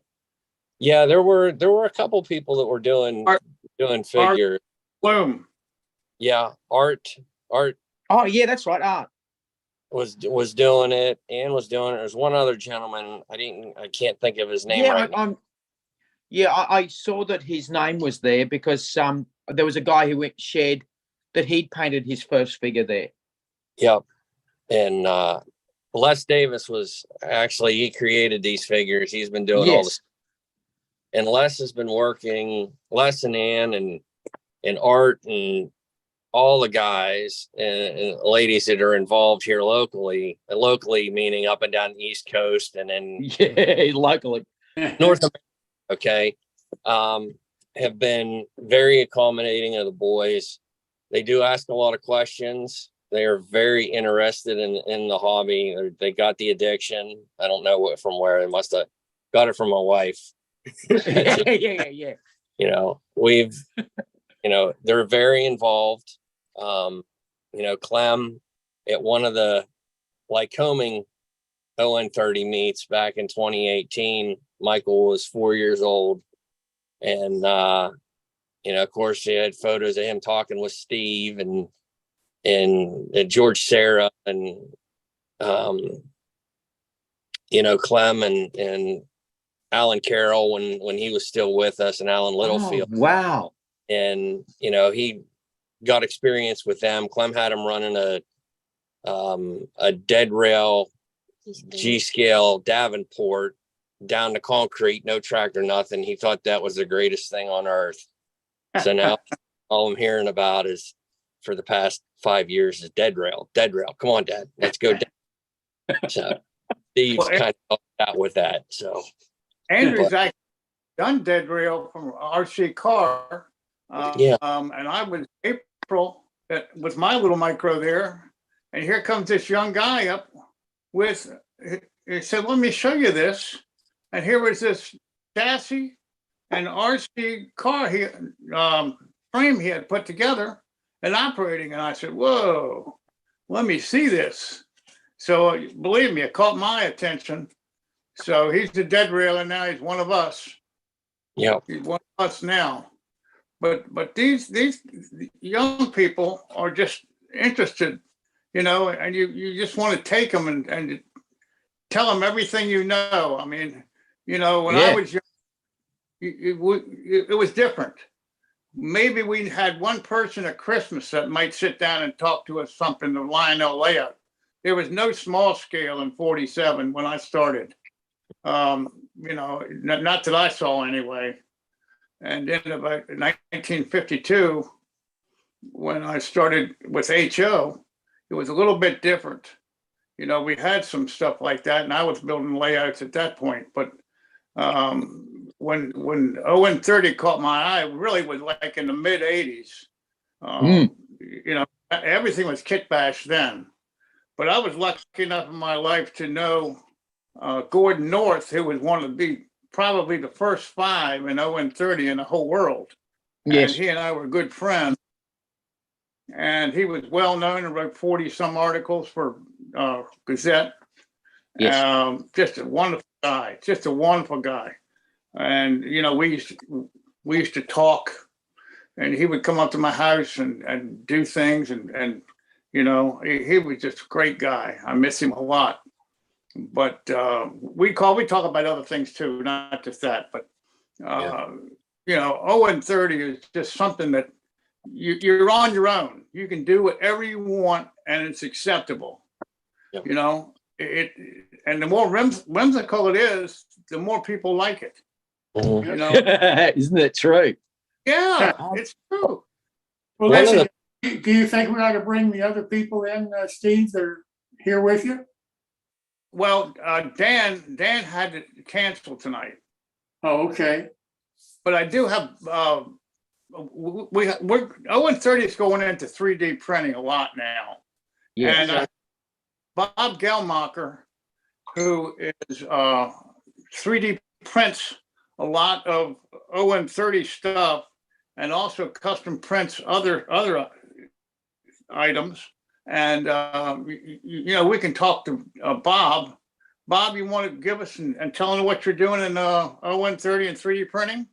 Sure. I'd like to share the screen too.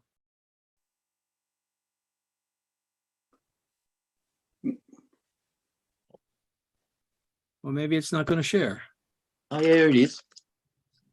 Can you see my screen, my blue screen? Yes. Okay.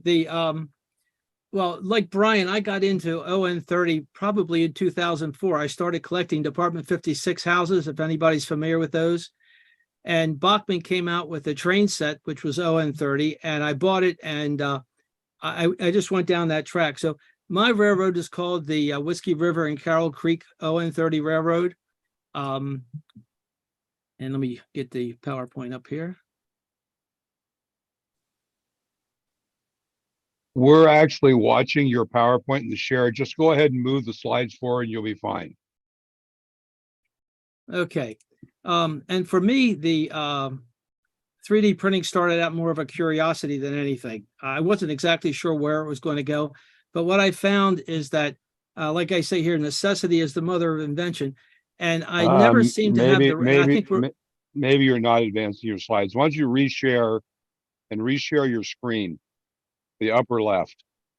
I don't know what something you shared, it's not advancing. I can stop you. Go ahead and reshare and share the upper left thing that says screen. That way we see what you see. So there's no way of Okay, I'm screwing it going up. there. Upper left. My upper left here? Or are we opposite? Upper left. So can you advance your slides? Advance your slide one. Yeah, see, we're just seeing the cover slide. I don't know why. Can you see that at all? No, so we hit the screen share, the green icon at the bottom. Well, and tell then you you're what, we're gonna run out of time too soon, so I'm Okay. not gonna do that at all. I'll do some other things. Anyway, I got into 3D printing, and what I found is the nice thing about 3D printing is that if something breaks or if I don't seem to have exactly what I need, I can always now make it. And I wound up meeting Steve, I guess, a couple of years ago, and looking at his layout. There's another friend of ours, Steve Fisher, down on the Eastern Shore of Maryland, and he also has a very nice ON30 layout. And it became apparent that a lot of the things that Bachman puts out, we could probably very well go back and try to make ourselves. So what I did was I've created, and hopefully you'll be able to see these guys,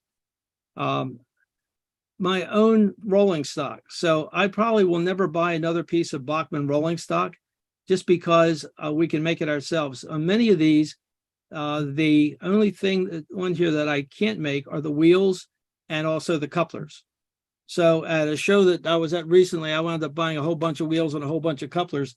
And one of the things that I wound up making and talking with Steve is smaller cars. Now these are about 12 feet as far as size goes. We printed a lot of details on them. These are actually 2 truck cars, so they have 4 wheels on them. And we also have some that are just 4-wheel cars. Here's the same version in the flat car version. And Can I ask you a question? How much you use a CAD to draw those models? After you printed them out, how much more detail do you add to them after that? Well, what I wound up doing, Jim, is I wound up printing a lot of detailed parts. Like, for instance, the if you can see right here, the brake wheel and a lot of the undercarriage parts. Right. So I'll print up a whole bunch of those, and then I'll add them as I feel appropriate. On these smaller cars, they don't have any undercarriage parts, but they do have the brake wheels, and it's hard to see on here, I know, but the details to mount those brake wheels. Gotcha. And then one of the other things that we just finished, and we were showing this up at the Harrisburg show, is these are water tenders that would go with climaxes or shays. Yeah. And there's 2 versions of these. One is a squared off version, which this is, and there's also a version that has rounded corners. And the tops come off, so I know for people that are doing dead rail, this would be a great place to put a battery and receiver. Sure would. And again, the only parts on these that we purchased were the wheels themselves and the couplers. At Steve Sherill's suggestion, I actually went and took a look at the trucks that are on the Climax and then recreated those trucks with the 3D printer. But what couplers do you use? I'm using the Bachman 148s. Oh, okay. I like the ones that have the whisker couplers, and they might not be 100% to scale for the ON30, but for my railroad, it does the job for me. Steve, what about the rest of the ON30 guys? They all use the same couplers, or is there a variety, or what? Well, some of them use the original Bachman couplers, which a lot of them change out because you're just unsatisfactory. You don't perform good enough. And some use the KD number 5s. I know probably down in Ian's area, they probably use Lincoln Penn down there a lot. You know, we can't really do too much operation, meaning switching and uncoupling with those. It's a little more difficult, but there's a lot of, they're very appropriate for, you know, what probably you're modeling. Yeah. but really, it's each person's own choice. You know, you've got the undershanks, overshanks, long, medium, you know, whatever you need on your model. Yeah. People just pick and choose. But the whiskers are very nice. And I think they're reasonably priced, like $5 for 2 pairs, something like that here. Yeah. You Yeah, know, I bought them in bulk, so we got them a little bit cheaper. But Bob is producing, and so are other people making this. But you know, Bob is close by, and he'll do what I ask him to do, and Often under duress, but that's okay. yeah. Bob, your 3D models are super impressive. I mean, you know, compared to how much time it would take somebody to build it out of wood or plastic or, you know, the traditional ways that we're used to. I mean, your models are just unbelievably detailed, in my opinion. Thank you. How long did it take you to learn? Let me ask you, what CAD program do you use? Yeah, I'm using a program by Autodesk called Inventor, and it's a high-end program, and it's fairly expensive. But what I found is that if you can prove student status, then you could use it for no charge at all. And what I did a couple of years ago is I took a couple of courses at the local community college, and so I'm still on their books as a student, and that allows me to renew my Autodesk subscription every year, and that works out really well. The nice thing about the 3D printing is that once you get the model done and once you get it where you want it, you can make as many as you want, and there's no additional upfront time. It's just a matter of actually printing the product. The upfront time could be considerable because, number one, most all of the programs have a fairly large and steep learning curve. So it took me probably a year to feel comfortable. But what I realized that if you can, in your mind, condense everything down to primitive shapes like spheres and rectangles and squares or cubes and cylinders, then you can mold all those things together to create the forms that you're wanting. So it's not so far-fetched to think that it would be able to make a locomotive with all the domes and everything else. I was watching the one fellow who was doing the trolley cars, and I just finished working on a basically an enlarged Bachmann coach roof. Took a while to get the curves right, but now that I've got it, I can make as many of those as I want. So this is almost taken on a hobby as itself. And I probably spend more, matter of fact, I know I spend more time actually doing 3D printing and doing the design work than I do my model railroad. But that's the nice thing about being a model railroader. You can take it in any direction that you want to. Are these rosin models that you're producing? Pardon me? Rosin models or what? Well, I actually have a number of 3D printers, and one family of them are the FDM or filament printers, and they give, I think, a stronger chassis when you make them. But I also have a number of resin printers, and the resin printers give you much greater detail. So that's the way I built the water tender and a couple of the other features, because you can actually add rivets and everything else, and you can actually see them, and they look good. How long does it take you to print a model? That's a depends question. I can print something fairly small in a matter of minutes, but when I do my 3D printing with the resin printer, it could take maybe 2 hours, 2.5 hours. But again, the nice part there is the build plates on the resin printers are about 10 inches in diagonal.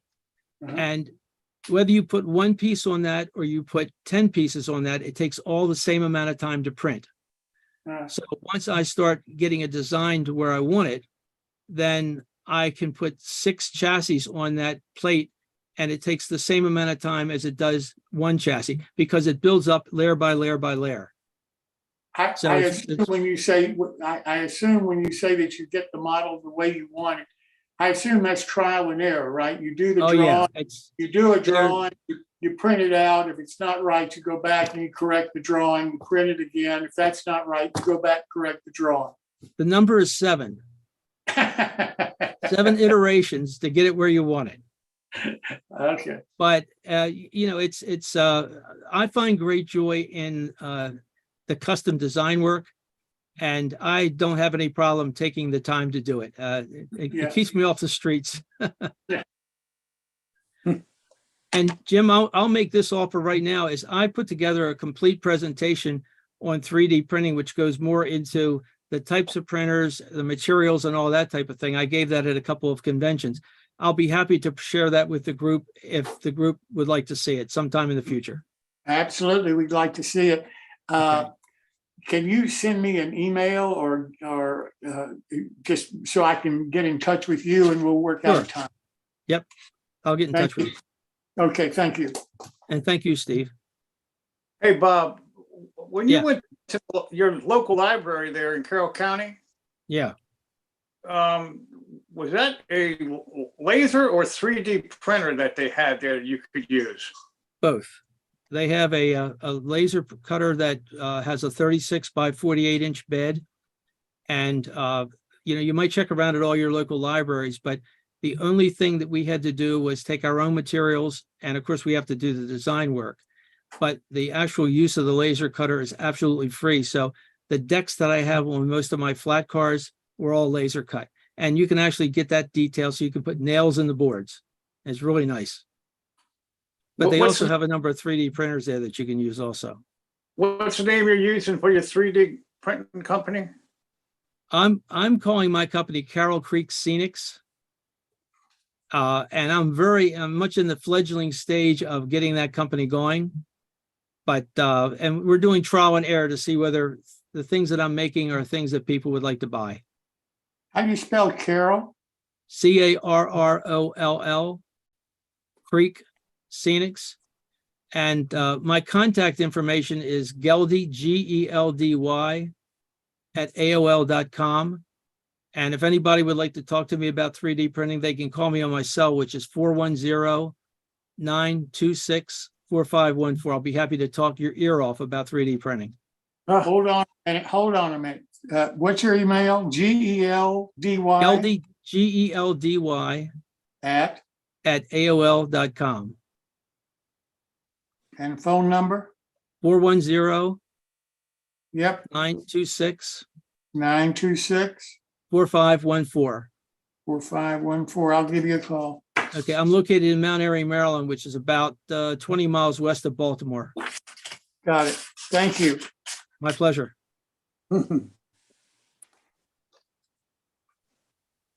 Steve, what would you and your panel think? How difficult is it for a new modeler to enter into ON30? Is this a hard group to break into, or what? How do you do it? I don't think so. I mean, every modeling group has subgroups that are close together as far as where they live, or they share, you know, a common interest in the type of railroading they're doing. Like we met a young guy at the train meet. Didn't even know he lived real close to another person. So we introduced them. Now he's going to be with our group when we Zoom. And we have a group that Zooms once a month, you know, and each person talks and shares what they've done during that month. So so we've kept it going even during COVID, and even during a scale change from the owner of the railroad that we visit. So we'll talk to anybody. You know, everybody is, if you're ON30, you're one of us. We don't care. Really. I mean, it's unbelievable, you know, the closeness that this group gets. I don't know of anybody who says, oh, I don't want to deal with that guy, you know, or anything like that. Everybody is here to share. I've never seen anything like it, and I've been around for a long time. I've only run across one person that I asked for information about how I did photography and model railroading, and he said, I'm sorry, that's my profession. I'm not going to talk to you. But that's in 30 years. And I've since become pretty good friends with the guy. So well, I don't know. Yeah, it's like I've said before on here, I'm retired. My layout's open every single day. All you have to do is contact me and you can come and visit my railroad. Unless I'm playing golf, then you won't be getting me. What's the hardest thing for a new ON30 modeler to do? I mean, there's got to be something that's a little different about ON30 modeler. So I'm an HO modeler or I'm an S scale modeler, and I've met you guys, and okay, I want to do ON30. What's the main problem I'm going to have switching? Well, I think that one of the biggest things is you can see it.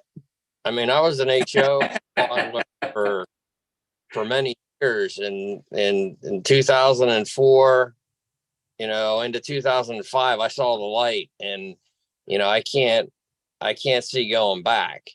I think that one of the biggest things that,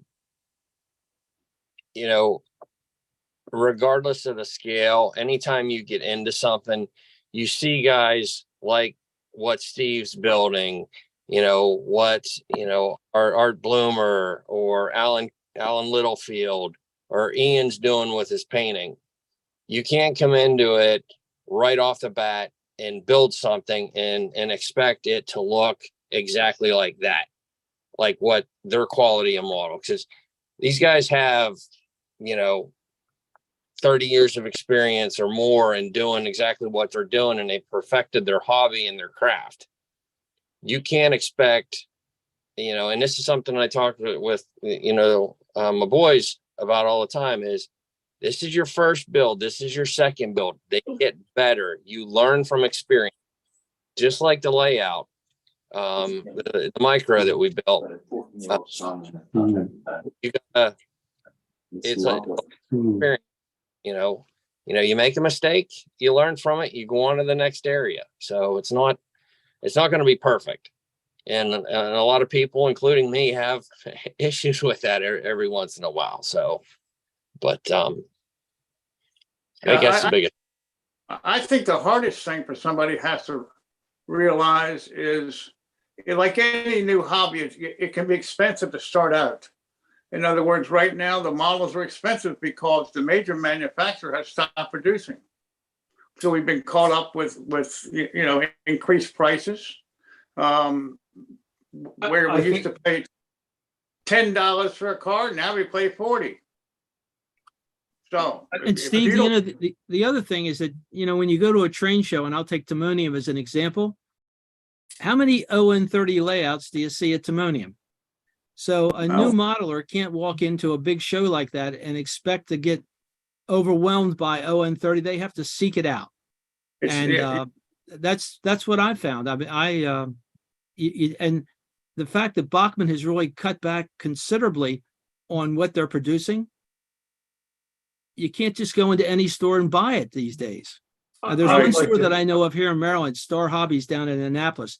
They have a tremendous inventory of ON30.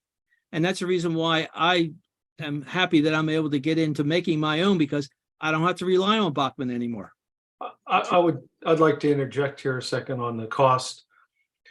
This is Tom Farrell. I'm a big ON30 modeler, as you all know. If you go to Amazon, you can find a dearth of starter locomotives. The Mogul, for example, which Bachmann must have produced by the 10,000 of them. I mean, there you can get an analog Mogul ON30 locomotive quite inexpensive. So there are entry-level locomotives available on eBay, on the Facebook. We have an ON30 marketplace. You can buy used stuff on there, quite inexpensive. So there's all different levels of entry points for these locomotives, but you can get into the hobby quite inexpensively. Well, those locomotives that you're talking about, the 260s, they're going to have McDonald's on them or something like that. Not necessarily. I have bought lots of. I do DCC now, but there's a lot of just black ones that are, they're on there, and you can always paint them. Oh, yeah, well, but you have to want that locomotive too. But there's a lot of black ones on there. Yeah. Yeah, I'll agree with you on that. Yep. And you can Yeah. find on the regular marketplace. It doesn't have to be one of the train sites. I've come across, several listings for ON30 rolling stock and engines, some Hawthorne, some, theme trains, some not. But, they're very reasonably priced and, Yeah, I'm still looking for the yard sale. The yard sale one with, where somebody is getting out of the hobby, they want to sell, but I bought one of the Hawthorne sets and I didn't realize that it had 12 additions to it. We wound up paying $900 for it. And it sat for years and years. And I wound up selling it for $300. It was terrible. I really felt bad about it, but and it was all decorated with Thomas Kincaid painting. But if I can pick up a any color and any paint scheme mogul, I'll buy it because they're so easy to. They're good running machines and they're easy to paint. I just did an eBay search. There's 248 ON30 Bachmann locomotives on there, as low as $35 for a mogul, and a black one as low as $100. I mean, they're there. Yeah. And if you go to Train World, you'll find that you can get a 260 DCC. with DCC and sound ready for $110. Yeah, they're running the yeah. sale now. Yeah. What Look about look- track? Can I use my HO track or do I have to buy a special ON30 track or? HO you on can both. use HO track, and there is special ON30 track also, but it's the availability of some of the manufacturers of that is limited. Yeah. The If Pico, you're real critical, the ON30 track looks much better in an ON30 world, but it runs absolutely fine on HO track. Absolutely. One of the premier modelers of ON30 is Al Judy, as everybody knows. And Al Judy runs straight up HO track, and it looks gorgeous. He does. We know he doesn't know what he's talking about. Come on. So you can use that. You can use HO track, and if you ballast and weather it, it looks Oh yeah, it gorgeous. looks good. Actually, if you cut the backs of the ties and remove about a third of the ties and slide them out, you still maintain the clamp and then when you glue it down, you still have the clamp to the rails, but the ties are now farther apart, Mhm. and it looks much better. yes. Hey guys, we're talking about, cheap locomotives. Look in your HO stock. I mean, here's an AHM, $5 piece that with some styrene and out of the scrap bin and some HO parts and the RC Guts. car remote, maybe $20 in this locomotive. And Yeah. that's the art of the ON30. That's what it started out as, is kit bashing. You don't have to buy something that's ready to run. Yeah. Search in your box. Yeah, that's the fun of it, kit bashing. And what I thought the real draw was to ON30 was the mechanisms were out there, mass produced, and then you scratch build the superstructure, whether it's a car, locomotive, whatever it was. Well, The old- you could do anything you want. That's Because the fun of it. because the mechanism, the HO mechanism, was mass produced. It runs. It's ready to go. So all you got to do is create the O scale superstructure, and you're ready to go. That's why we couldn't figure out why Bachmann had a good running diesel, but never did anything with it in ON30. They had the motor. It ran good. They never made a motor car, or anything. Every mechanism. What about structures? Do you have to change the height or anything? Say water tanks. Is that a different height for ON30 than an O scale? Well, standard gauge water tanks are really too high and too big for the capacity of the tenders for ON30. That's what I personally think. Yeah, Yeah. I'm scratch building all my stuff, just because I haven't found anything that I like commercially that does the job. Yeah. Yeah. Well, I bought off somebody a ready to run $100, and it was from Puffing Billy. And it's absolutely perfect. And it was $100, and it was a 3D print, like you were talking, Bob, with some brass pieces in it.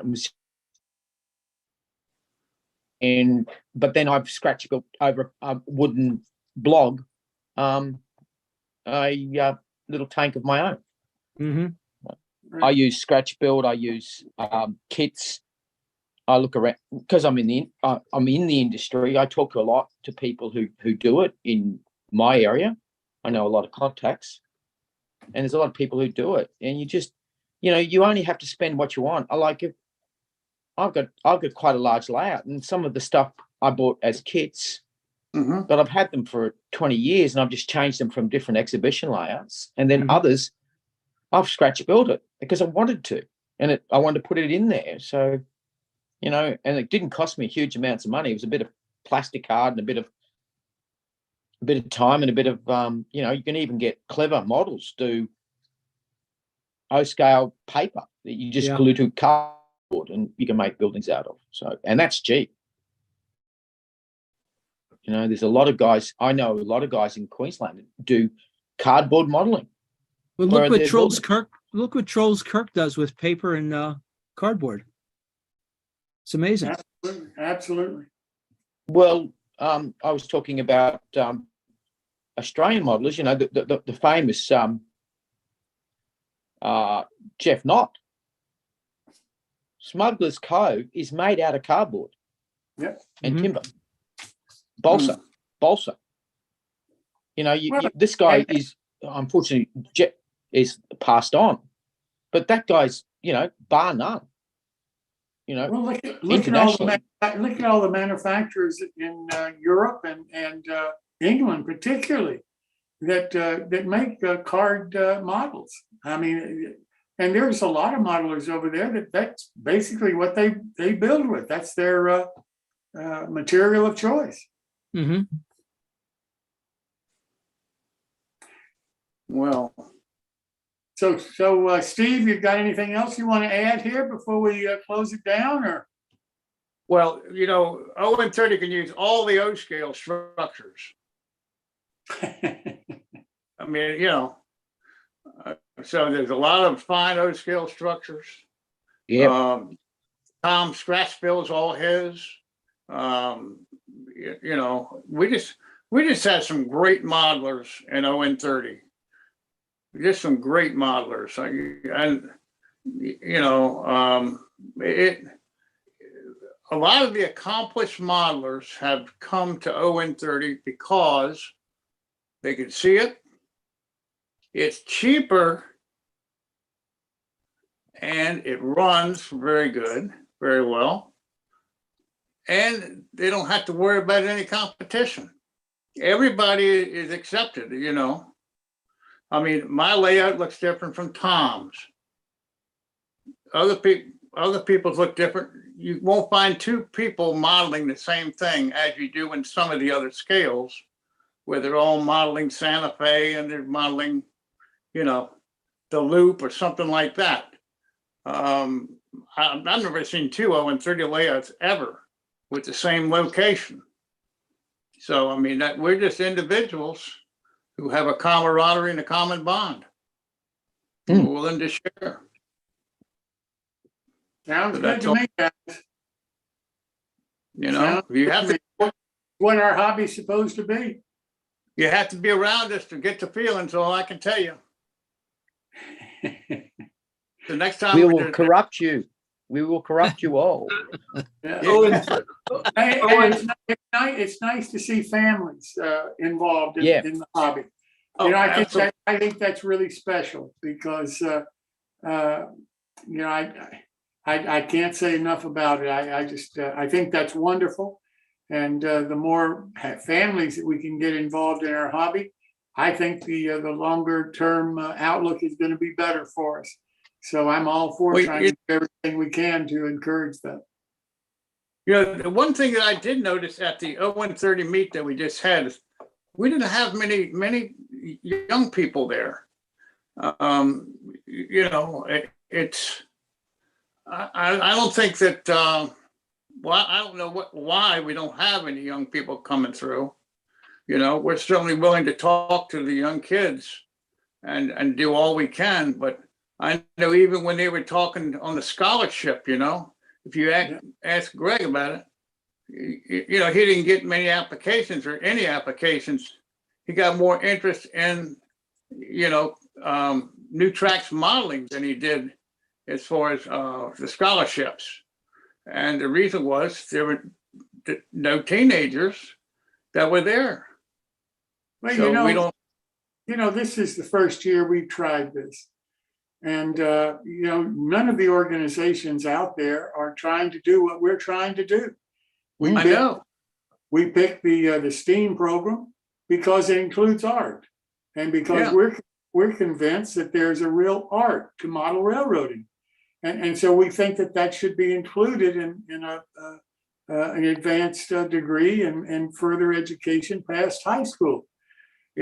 And this is the first year that we've raised the money and decided to try to put forth these scholarships. And we're learning as we go. You know, we need all the help we can get. And, you know, Jeff Jordan came along and volunteered to do the pro bono work to get our 501c3. And in less than 30 days, he had our 501c3. So then, you know, that was a major boost for us.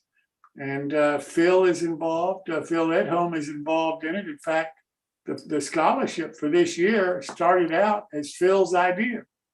So, you know, we're really encouraged with the number of people that we have. We'd like to have 3 times that many.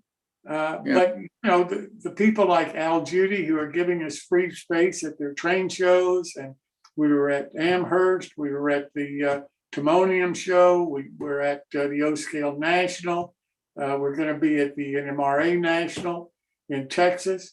We've been in California, all over the West, all over the East Coast in the various shows. So, you know, we're trying to get the word out, but no one has been trying to encourage the young modelers by saying, you know, there's a pathway for you for your education, and the modelers of today are willing to help you get that education by helping in the financial part of it. And I don't think there's a better way that we can say to young people to join our hobby than that.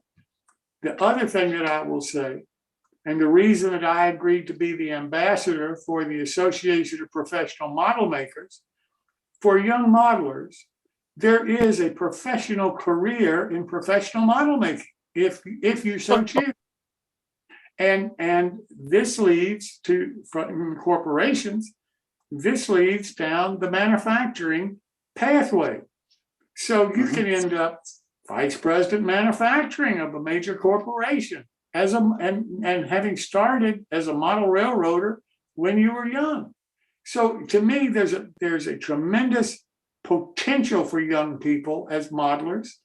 And I do think whether they stay modelers for careers doesn't make any difference, but the education they get, the confidence that they gain in their own abilities and being able to build something with your hands, I don't think there's any substitute for that. I think that's one of the greatest things that we can possibly give young people in our hobby. Yeah. I think it's a good. That's my soapbox, guys.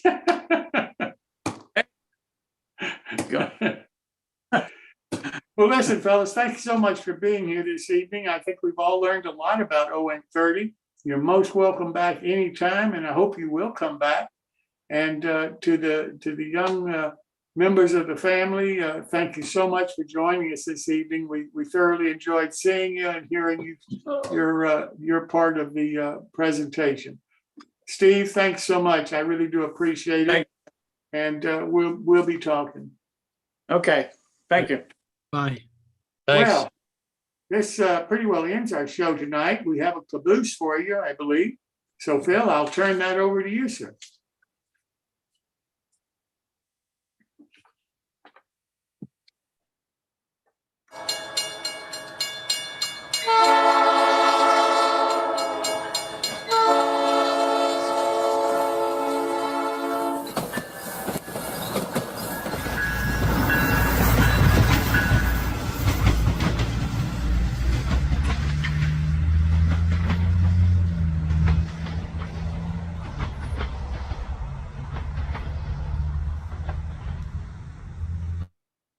Thank you so much for joining us this evening. Hope you enjoyed it. Most importantly, we hope you learned something. Thanks again.